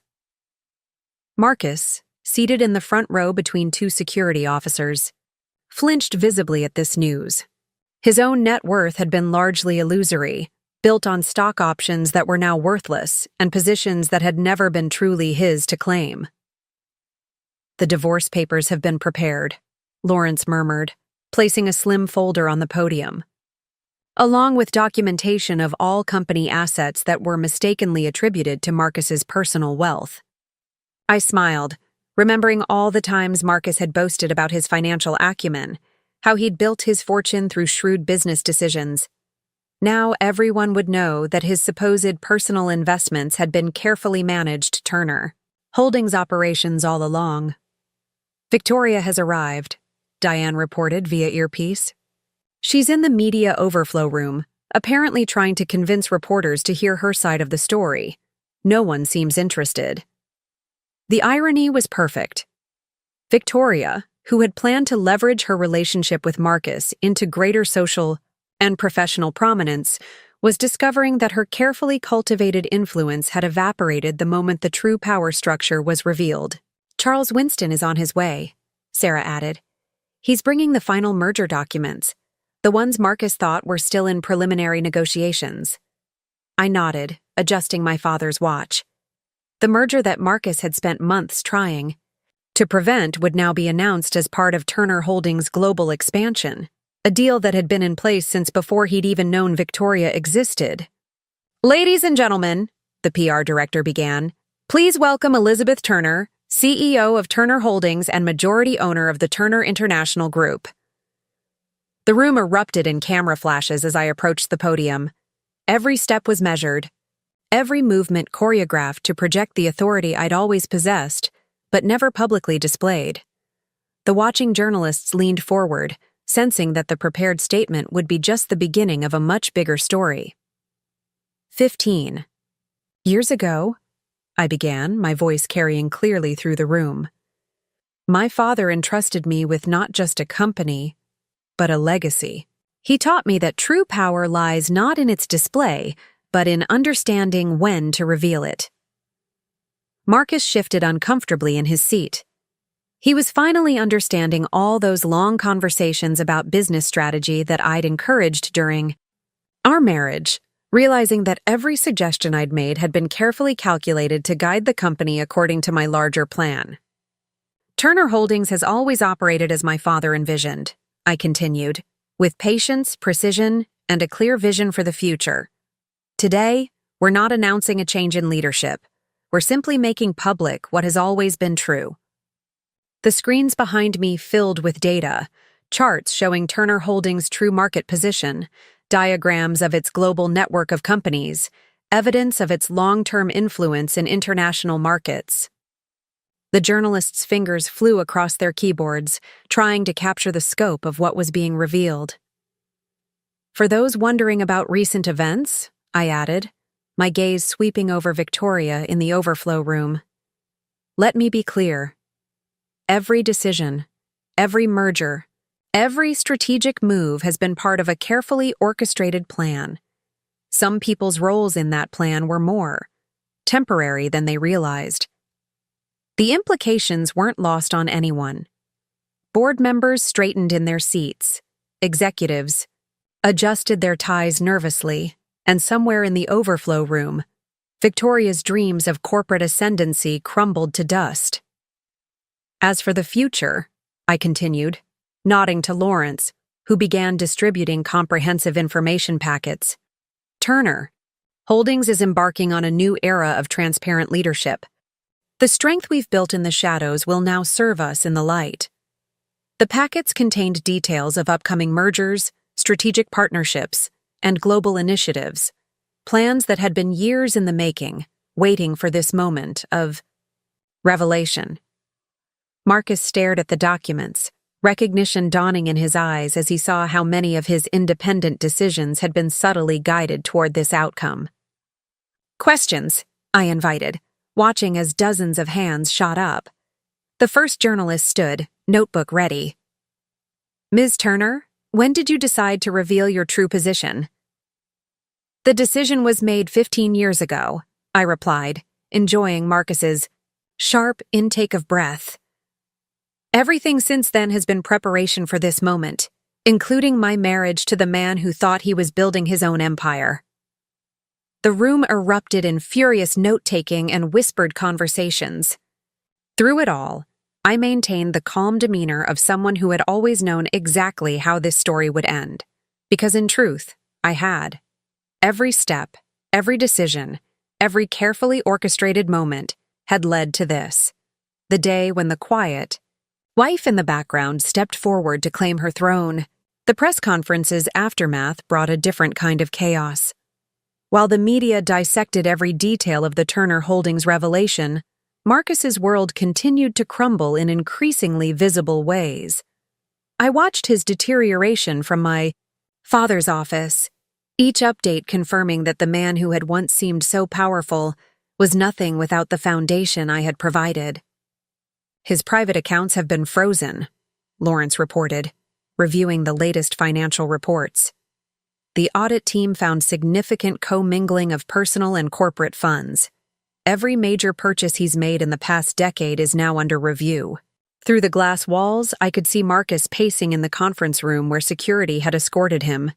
His designer suit, once a symbol of his supposed success, now looked rumpled and ill-fitting, as if his very presence was shrinking in real time. "The Range Rover has been repossessed," Sarah added, a hint of satisfaction in her voice. "Along with the boat he bought last summer. Apparently both were purchased using diverted corporate funds from the Milan expense account."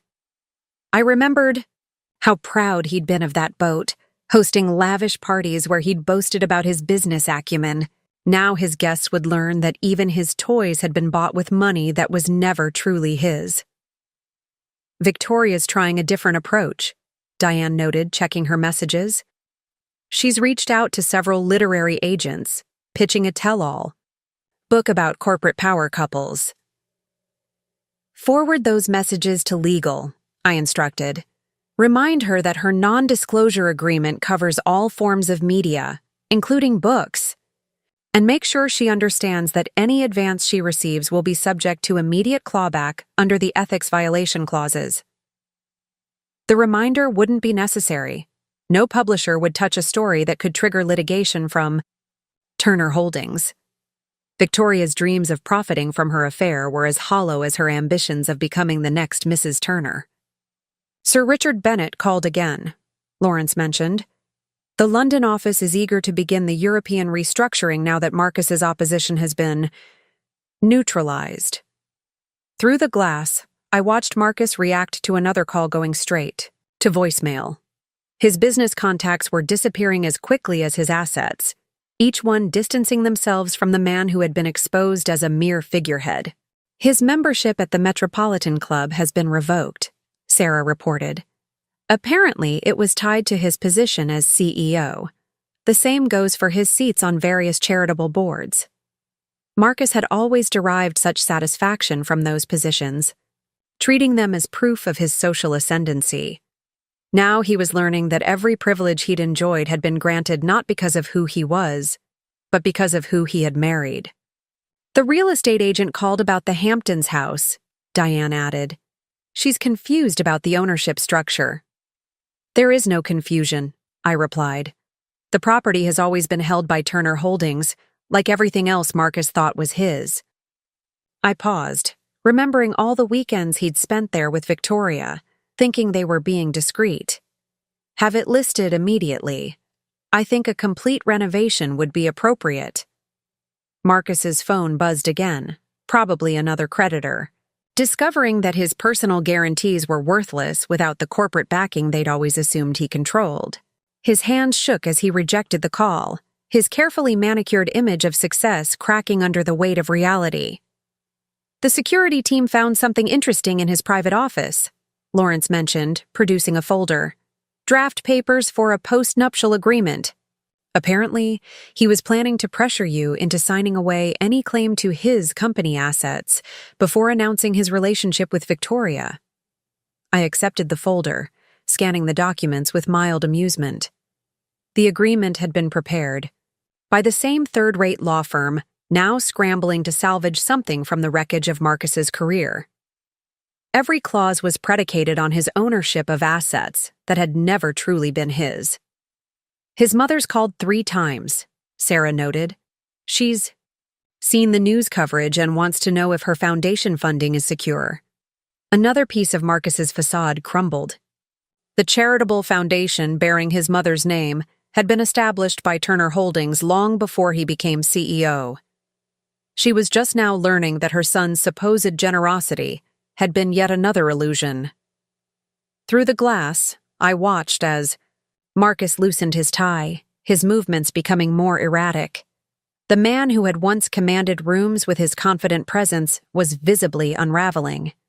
Each piece of news, each closed door, each unanswered call stripped away another layer of his carefully constructed identity.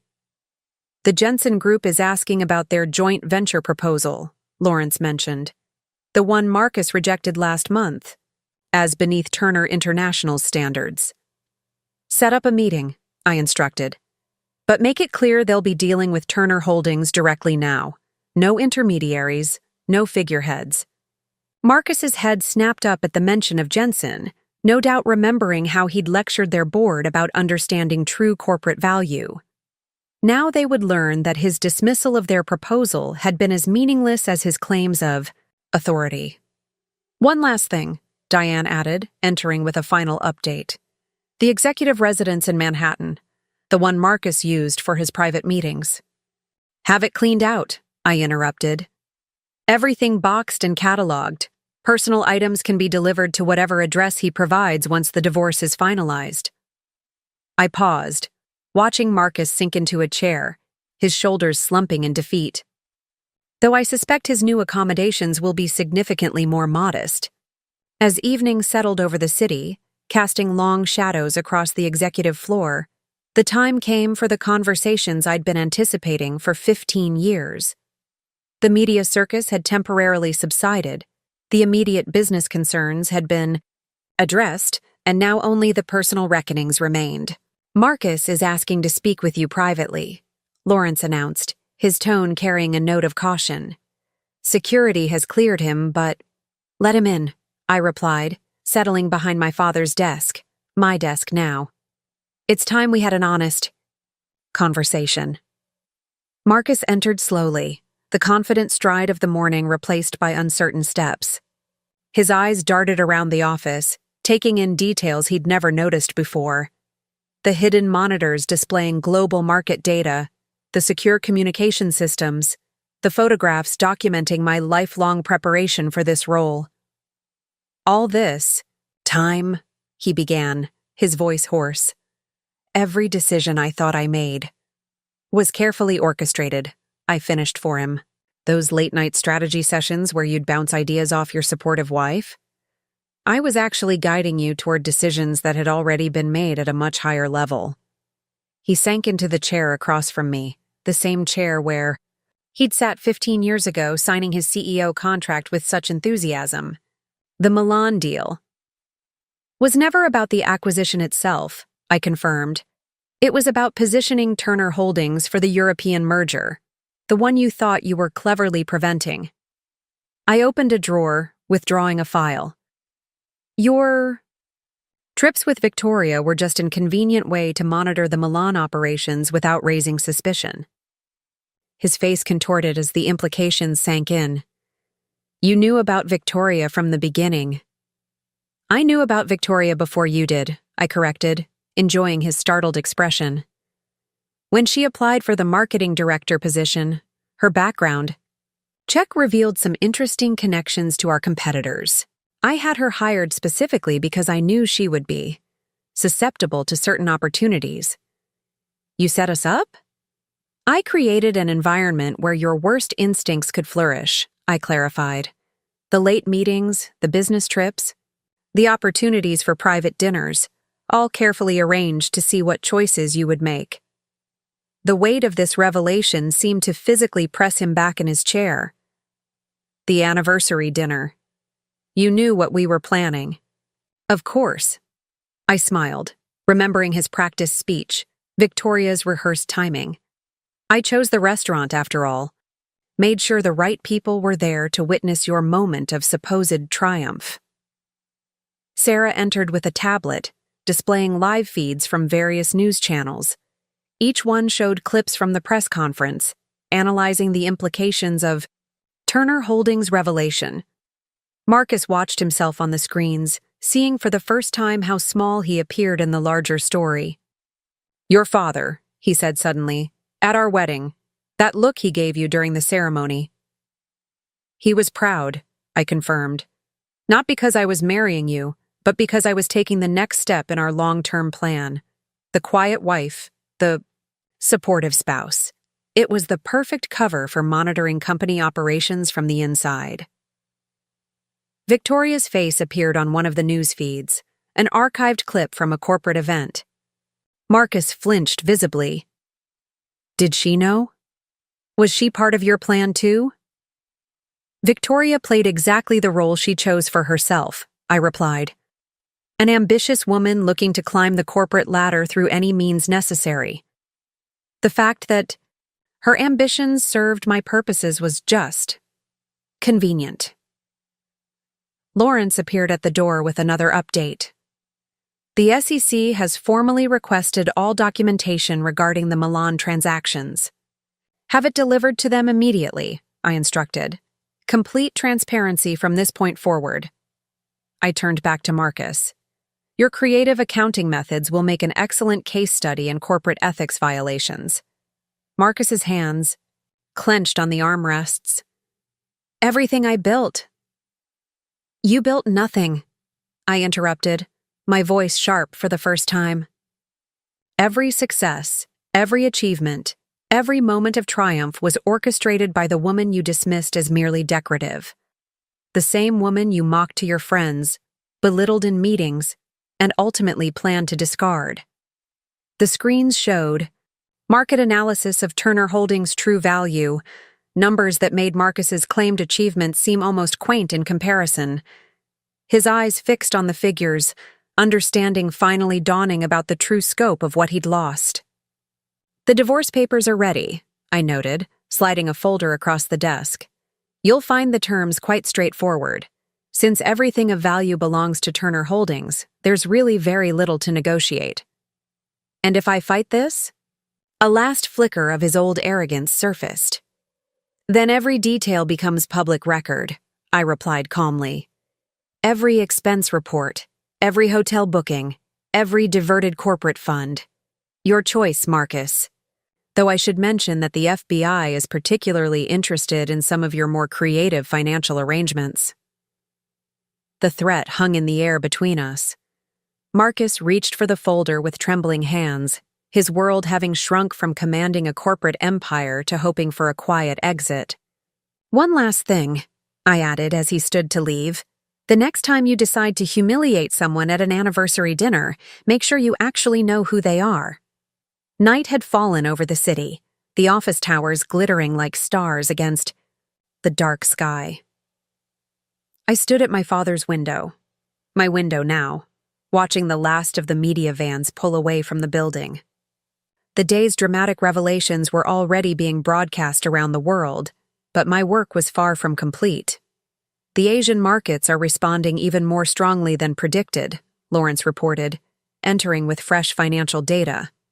Turner Holdings' true value has triggered a complete reassessment of several business sectors. The ripple effects are unprecedented. I smiled, remembering my father's words about timing. How are our subsidiary companies performing? Their stock prices are soaring as investors realize their connection to Turner Holdings. The companies Marcus tried to sideline are showing particularly strong growth. A notification popped up. On my phone. Another message from Victoria. After her failed attempts to contact journalists, she was now trying a different approach. My story could help your image, she wrote. Show the human side of corporate leadership. Have legal send her a final warning, I instructed Sarah.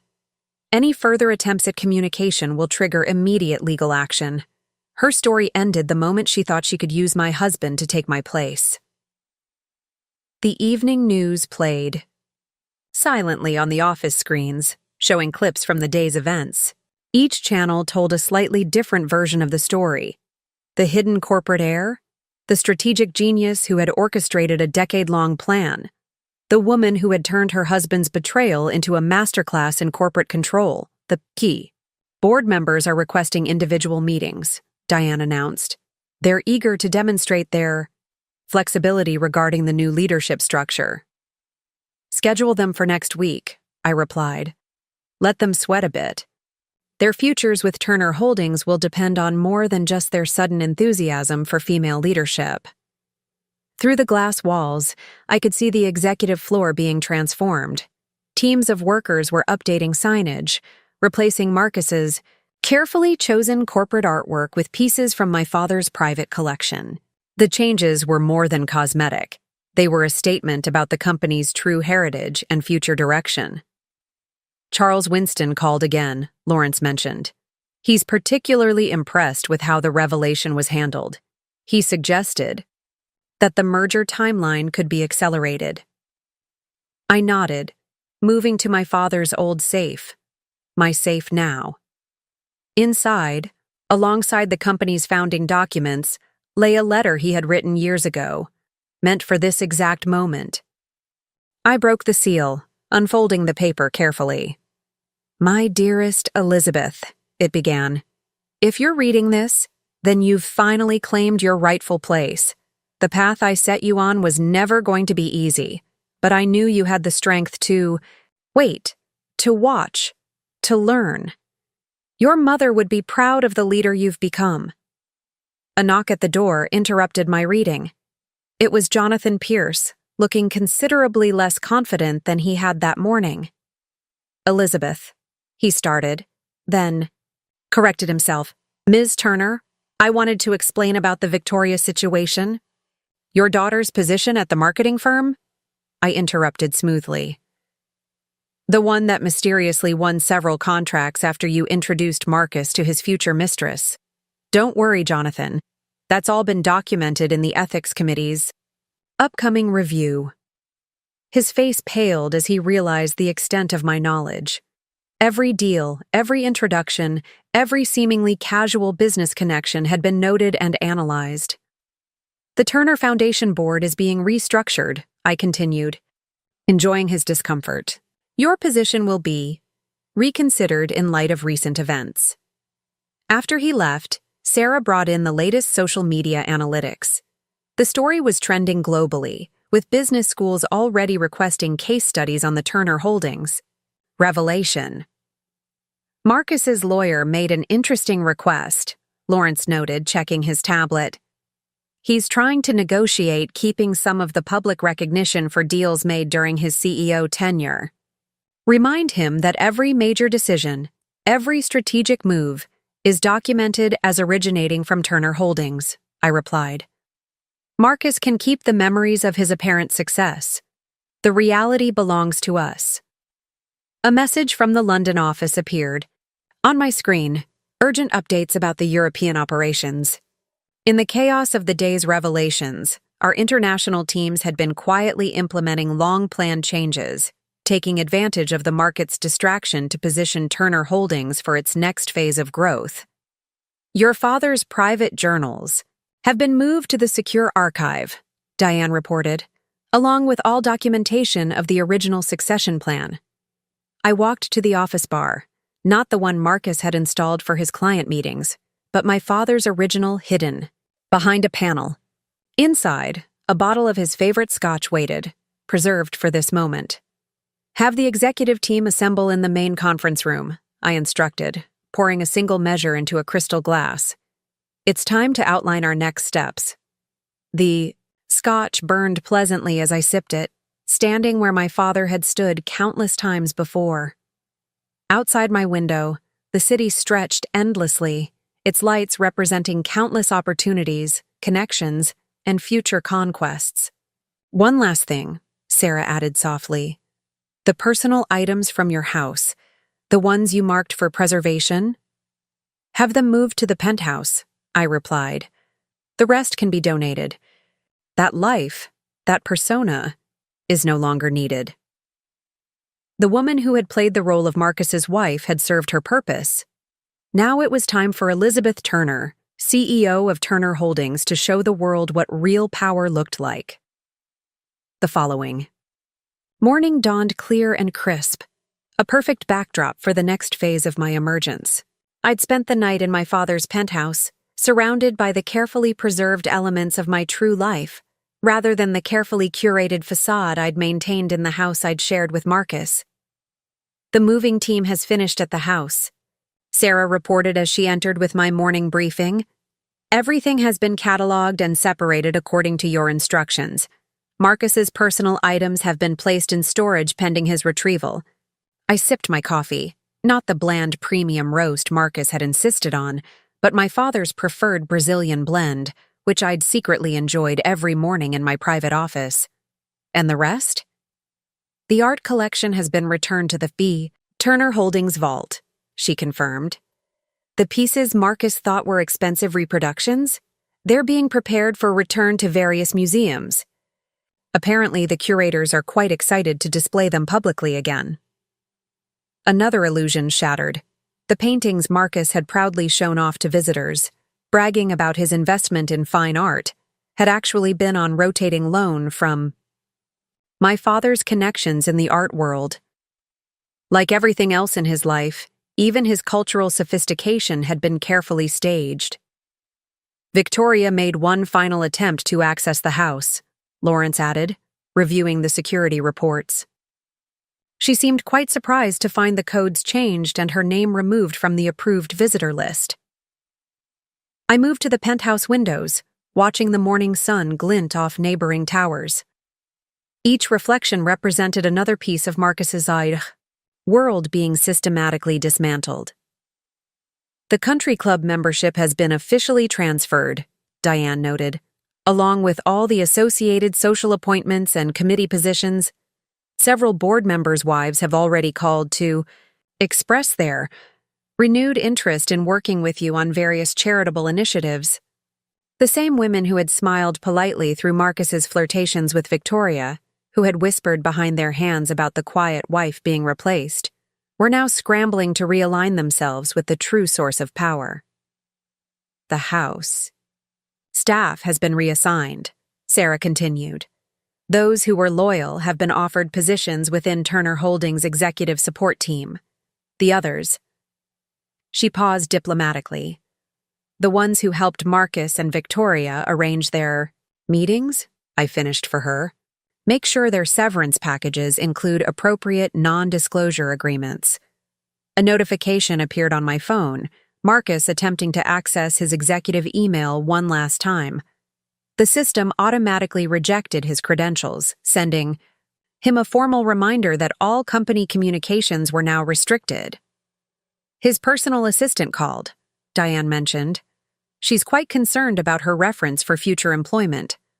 Tell her that her references will depend entirely on her cooperation with the ethics investigation, I replied, particularly regarding certain creative expenses she helped process. Lawrence entered with a thick folder. The separation of assets is complete. Everything Marcus thought was jointly owned has been documented as Turner Holdings property. His lawyers are struggling to find anything that actually belongs to him personally. I reviewed the documents with satisfaction.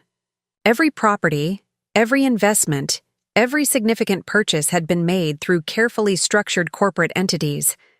Marcus's supposed personal wealth had been an elaborate illusion, maintained solely to support his role as the public face of Turner International. The penthouse renovations are ahead of schedule, Sarah reported. The secure office is already functional, and the living spaces are being updated to your preferences rather than the profile we maintained for Marcus's benefit. The profile, a carefully crafted image of a corporate wife with expensive but safe taste, nothing too distinctive or memorable. Now my true aesthetic could emerge, the same sophisticated style that characterized my father's private spaces. Victoria's final belongings have been removed from her office, Diane added, though she seems particularly distressed about losing access to certain files. The ones where she documented her strategic insights? I smiled. Make sure she understands that all company intellectual property remains with Turner Holdings. Her observations about our operations, like everything else, belong to us. A message from the London office appeared on my secure tablet. Updates about the European reorganization. Marcus's supposedly independent international initiatives were being smoothly integrated into Turner Holdings' existing operations, his carefully cultivated business relationships reassigned to our long-term partners. The real estate agent has scheduled the first showings of the house, Sarah noted. Several potential buyers are particularly interested once they learned it was a Turner property. The house, that perfect stage set where I'd played the role of supportive wife for 15 years. Every room had been designed to project exactly the image we'd wanted. Successful executive, power couple, corporate royalty. Now it would be transformed, stripped of the pretense that had defined it. Have the security team do one final sweep, I instructed. Check for any personal items Marcus or Victoria might have hidden away. Anything they left behind becomes company property. Lawrence raised an eyebrow. Including the private safe in his home office? The one he thought you didn't know about? Especially that, I confirmed. Though I suspect he'll find its contents somewhat different from what he remembers. Amazing how documents can change when you don't check them regularly. The morning light strengthened, casting long shadows across the penthouse floor. Each shadow seemed to mark another piece of Marcus's world fading away, while my true domain emerged into the light. A week after the revelation, Marcus requested one final meeting. The media frenzy had settled into serious analysis of Turner Holdings' market impact. Victoria had finally ceased her attempts at contact, and the corporate restructuring was proceeding smoothly. It was time for the last conversation. He's waiting in the main conference room, Lawrence informed me, his tone carefully neutral. Security has cleared him, though his access is strictly limited to that floor. I took a moment at my father's mirror, adjusting my Chanel suit. Not the subtle, understated pieces I'd worn as Marcus's wife, but a commanding ensemble that befitted the CEO of Turner Holdings. The transformation was complete, visible in every detail of my appearance. The divorce papers are ready for his signature, Sarah added, placing a slim folder on my desk. All terms non-negotiable, as per your instructions. The walk to the conference room felt like a victory lap. Employees nodded respectfully as I passed, their loyalty now openly displayed rather than carefully hidden. Through the glass walls, I could see Marcus waiting, his once impeccable appearance notably diminished. The market analysis you requested, Diane murmured, handing me a tablet as I reached the door. Comparing Turner Holdings' actual value to what Marcus claimed in his last public statements. I entered the conference room alone, the click of my heels against the marble floor echoing in the silence. Marcus stood as I approached, a reflexive gesture from years of performing corporate courtesy. Now it seemed almost pathetic. "You've signed the NDA?" I inquired, though I knew he had. Lawrence would have never allowed this meeting otherwise. "Yes," he replied, his voice hoarse. "Though I don't understand why it was necessary. Everyone knows the story now." "Everyone knows what we chose to reveal," I corrected, settling into the chair at the head of the table, his former seat. "The full extent of your creative financial management remains private, pending your cooperation." He sank back into his chair, the threat clear in my words.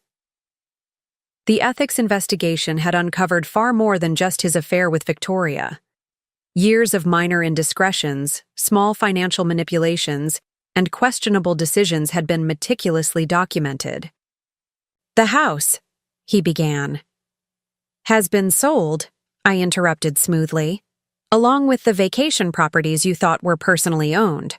The proceeds have been returned to the appropriate Turner Holdings accounts." His face tightened. "My investments were all made with company funds through corporate entities," I finished. "The documentation is quite clear. Your personal portfolio, once you remove Turner Holdings assets, is remarkably modest." The tablet before me displayed real-time market data, showing Turner Holdings' continued growth as the financial world adjusted to its true scope.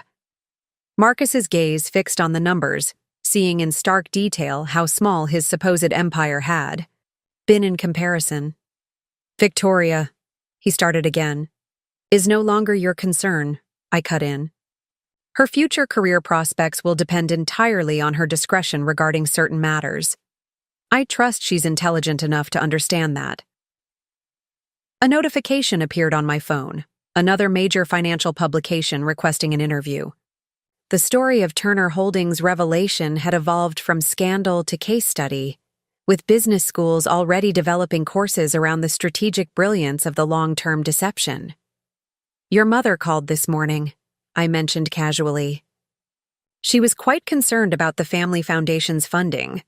I assured her that Turner Holdings would continue its support, though perhaps under more transparent management. Marcus flinched. Even his charitable works, the basis of his carefully crafted public image, had been built on my family's resources. Now he would watch as his mother's foundation flourished under its true benefactor's guidance. "The Milan team sends their regards," I added, enjoying his discomfort. "They're particularly impressed with how smoothly the integration is proceeding. Now that's certain. Distractions have been removed from the process." His hands clenched on the armrests. Every business relationship he'd thought was personal, every connection he'd believed he'd cultivated, was being systematically revealed as part of Turner Holdings' network. "Why?" he finally asked, his voice barely audible. "Why maintain the charade for so long? Why let me believe?" "Because my father taught me the value of patience," I replied, standing to assert my dominance. "He showed me that true power lies not in its display, but in understanding when and how to reveal it. You gave me the perfect opportunity at our anniversary dinner." I moved to the window, looking out over the city that had witnessed my transformation, from silent observer to acknowledged leader. "You thought you were humiliating your wife, replacing her with a younger, more ambitious model. Instead, you gave me the perfect stage for revealing who really controlled your precious company. The board members." He tried one last time. "They must have known." "They knew exactly what we wanted them to know," I confirmed.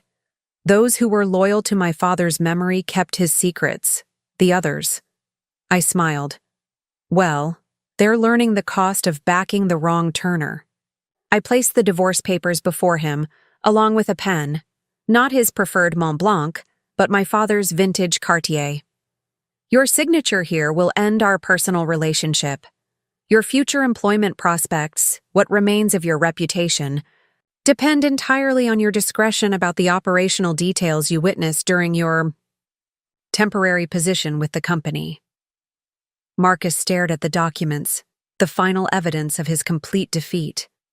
With trembling hands, he signed each page, formally relinquishing any claim to the life he'd thought was his. "Goodbye, Marcus," I said, gathering the papers. "Thank you for playing your part so convincingly. The role of ambitious, unfaithful CEO suited you perfectly." 1 month after the revelation that shook the corporate world, I stood in my father's office, my office now, watching the sun rise over the city. The morning light caught the edges of the Turner Holdings logo, now proudly displayed on buildings across the skyline. The quiet wife who had watched from the shadows had fully emerged into her power, and the business world would never be the same. "The final numbers from the Asian markets are in," Lawrence announced, entering with the morning reports. "Turner Holdings' true value has stabilized at triple what Marcus claimed during his last earnings call. The Financial Times is calling it the greatest corporate revelation of the century." I smiled, remembering Marcus's boastful predictions about company growth. How small his ambitions had seemed, how limited his vision. "And the European merger?" "Proceeding ahead of schedule. Charles Winston sends his compliments on the strategy. He says watching Marcus try to compete with him all these years while you quietly orchestrated everything was the finest chess game he's ever witnessed." The morning news played silently on the office screens, showing clips from my latest press conference. The story had evolved from scandal to legend, the hidden heir who had watched her husband build an empire on her family's foundation, only to reclaim it all in one masterful stroke. "Victoria has accepted a position in Singapore," Sarah reported, entering with fresh intelligence. "A minor consulting firm, well away from any Turner Holdings interests. Her social media accounts have been quietly archived. The woman who had thought to replace me had learned the hardest lesson about true power. It isn't in the display, but in the patient accumulation of influence. While she had plotted her social ascension, I had been operating on a completely different level. Marcus's lawyers have withdrawn their last attempt to claim company assets, Diane added. Apparently, the documentation we provided about his creative accounting practices was quite persuasive. I moved to my father's safe, now containing a new generation of Turner family secrets. Inside, alongside his original business plans, lay my own carefully crafted strategies for the company's future. The legacy would continue, but now in the open, under its rightful leadership. The board meeting is confirmed for 10, Lawrence mentioned. The members are particularly eager to review your 5-year expansion plan. Those who opposed Marcus's leadership have been generously remembered in the new structure. Loyalty, I had learned from my father, works both ways. Those who had kept our secrets, who had played their parts in the long game, would find their faith rewarded. The others would serve as object lessons in the cost of backing the wrong horse. The Turner Foundation's new initiatives are receiving excellent press, Sarah noted, displaying articles on her tablet, particularly the Women's Leadership Program. The irony of Marcus's mother now championing female executives hasn't been lost on anyone. The foundation had been transformed like everything else, from a tool of Marcus's self-promotion into a genuine force for change. The same social connections he had cultivated for show would now serve a greater purpose. Charles Winston's daughter has requested a meeting, Diane mentioned. She's interested in learning about our management training program. Apparently, your revelation has inspired a new generation of female executives to think differently about power. I smiled, remembering my own journey from quiet observer to acknowledged leader. The lessons I'd learned, the patience I'd developed, would now benefit others who understood that true authority doesn't always announce itself. The penthouse renovations are complete, Sarah added. Every trace of the life you shared with Marcus has been replaced with your true preferences. The view of the city is quite spectacular.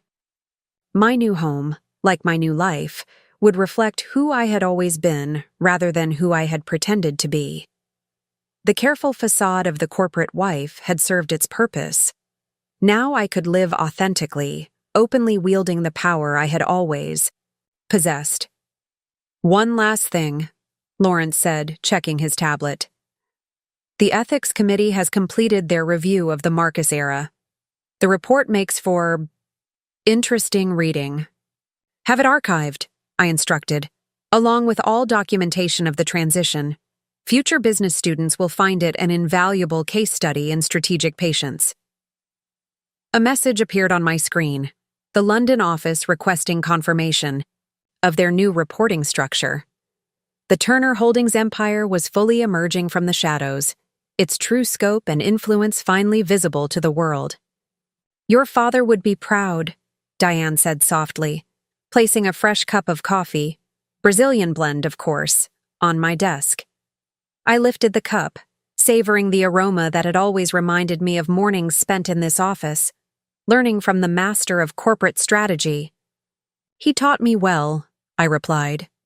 The value of patience, the power of observation, and most importantly, the art of waiting for the perfect moment. The sun had fully risen now, bathing the city in golden light.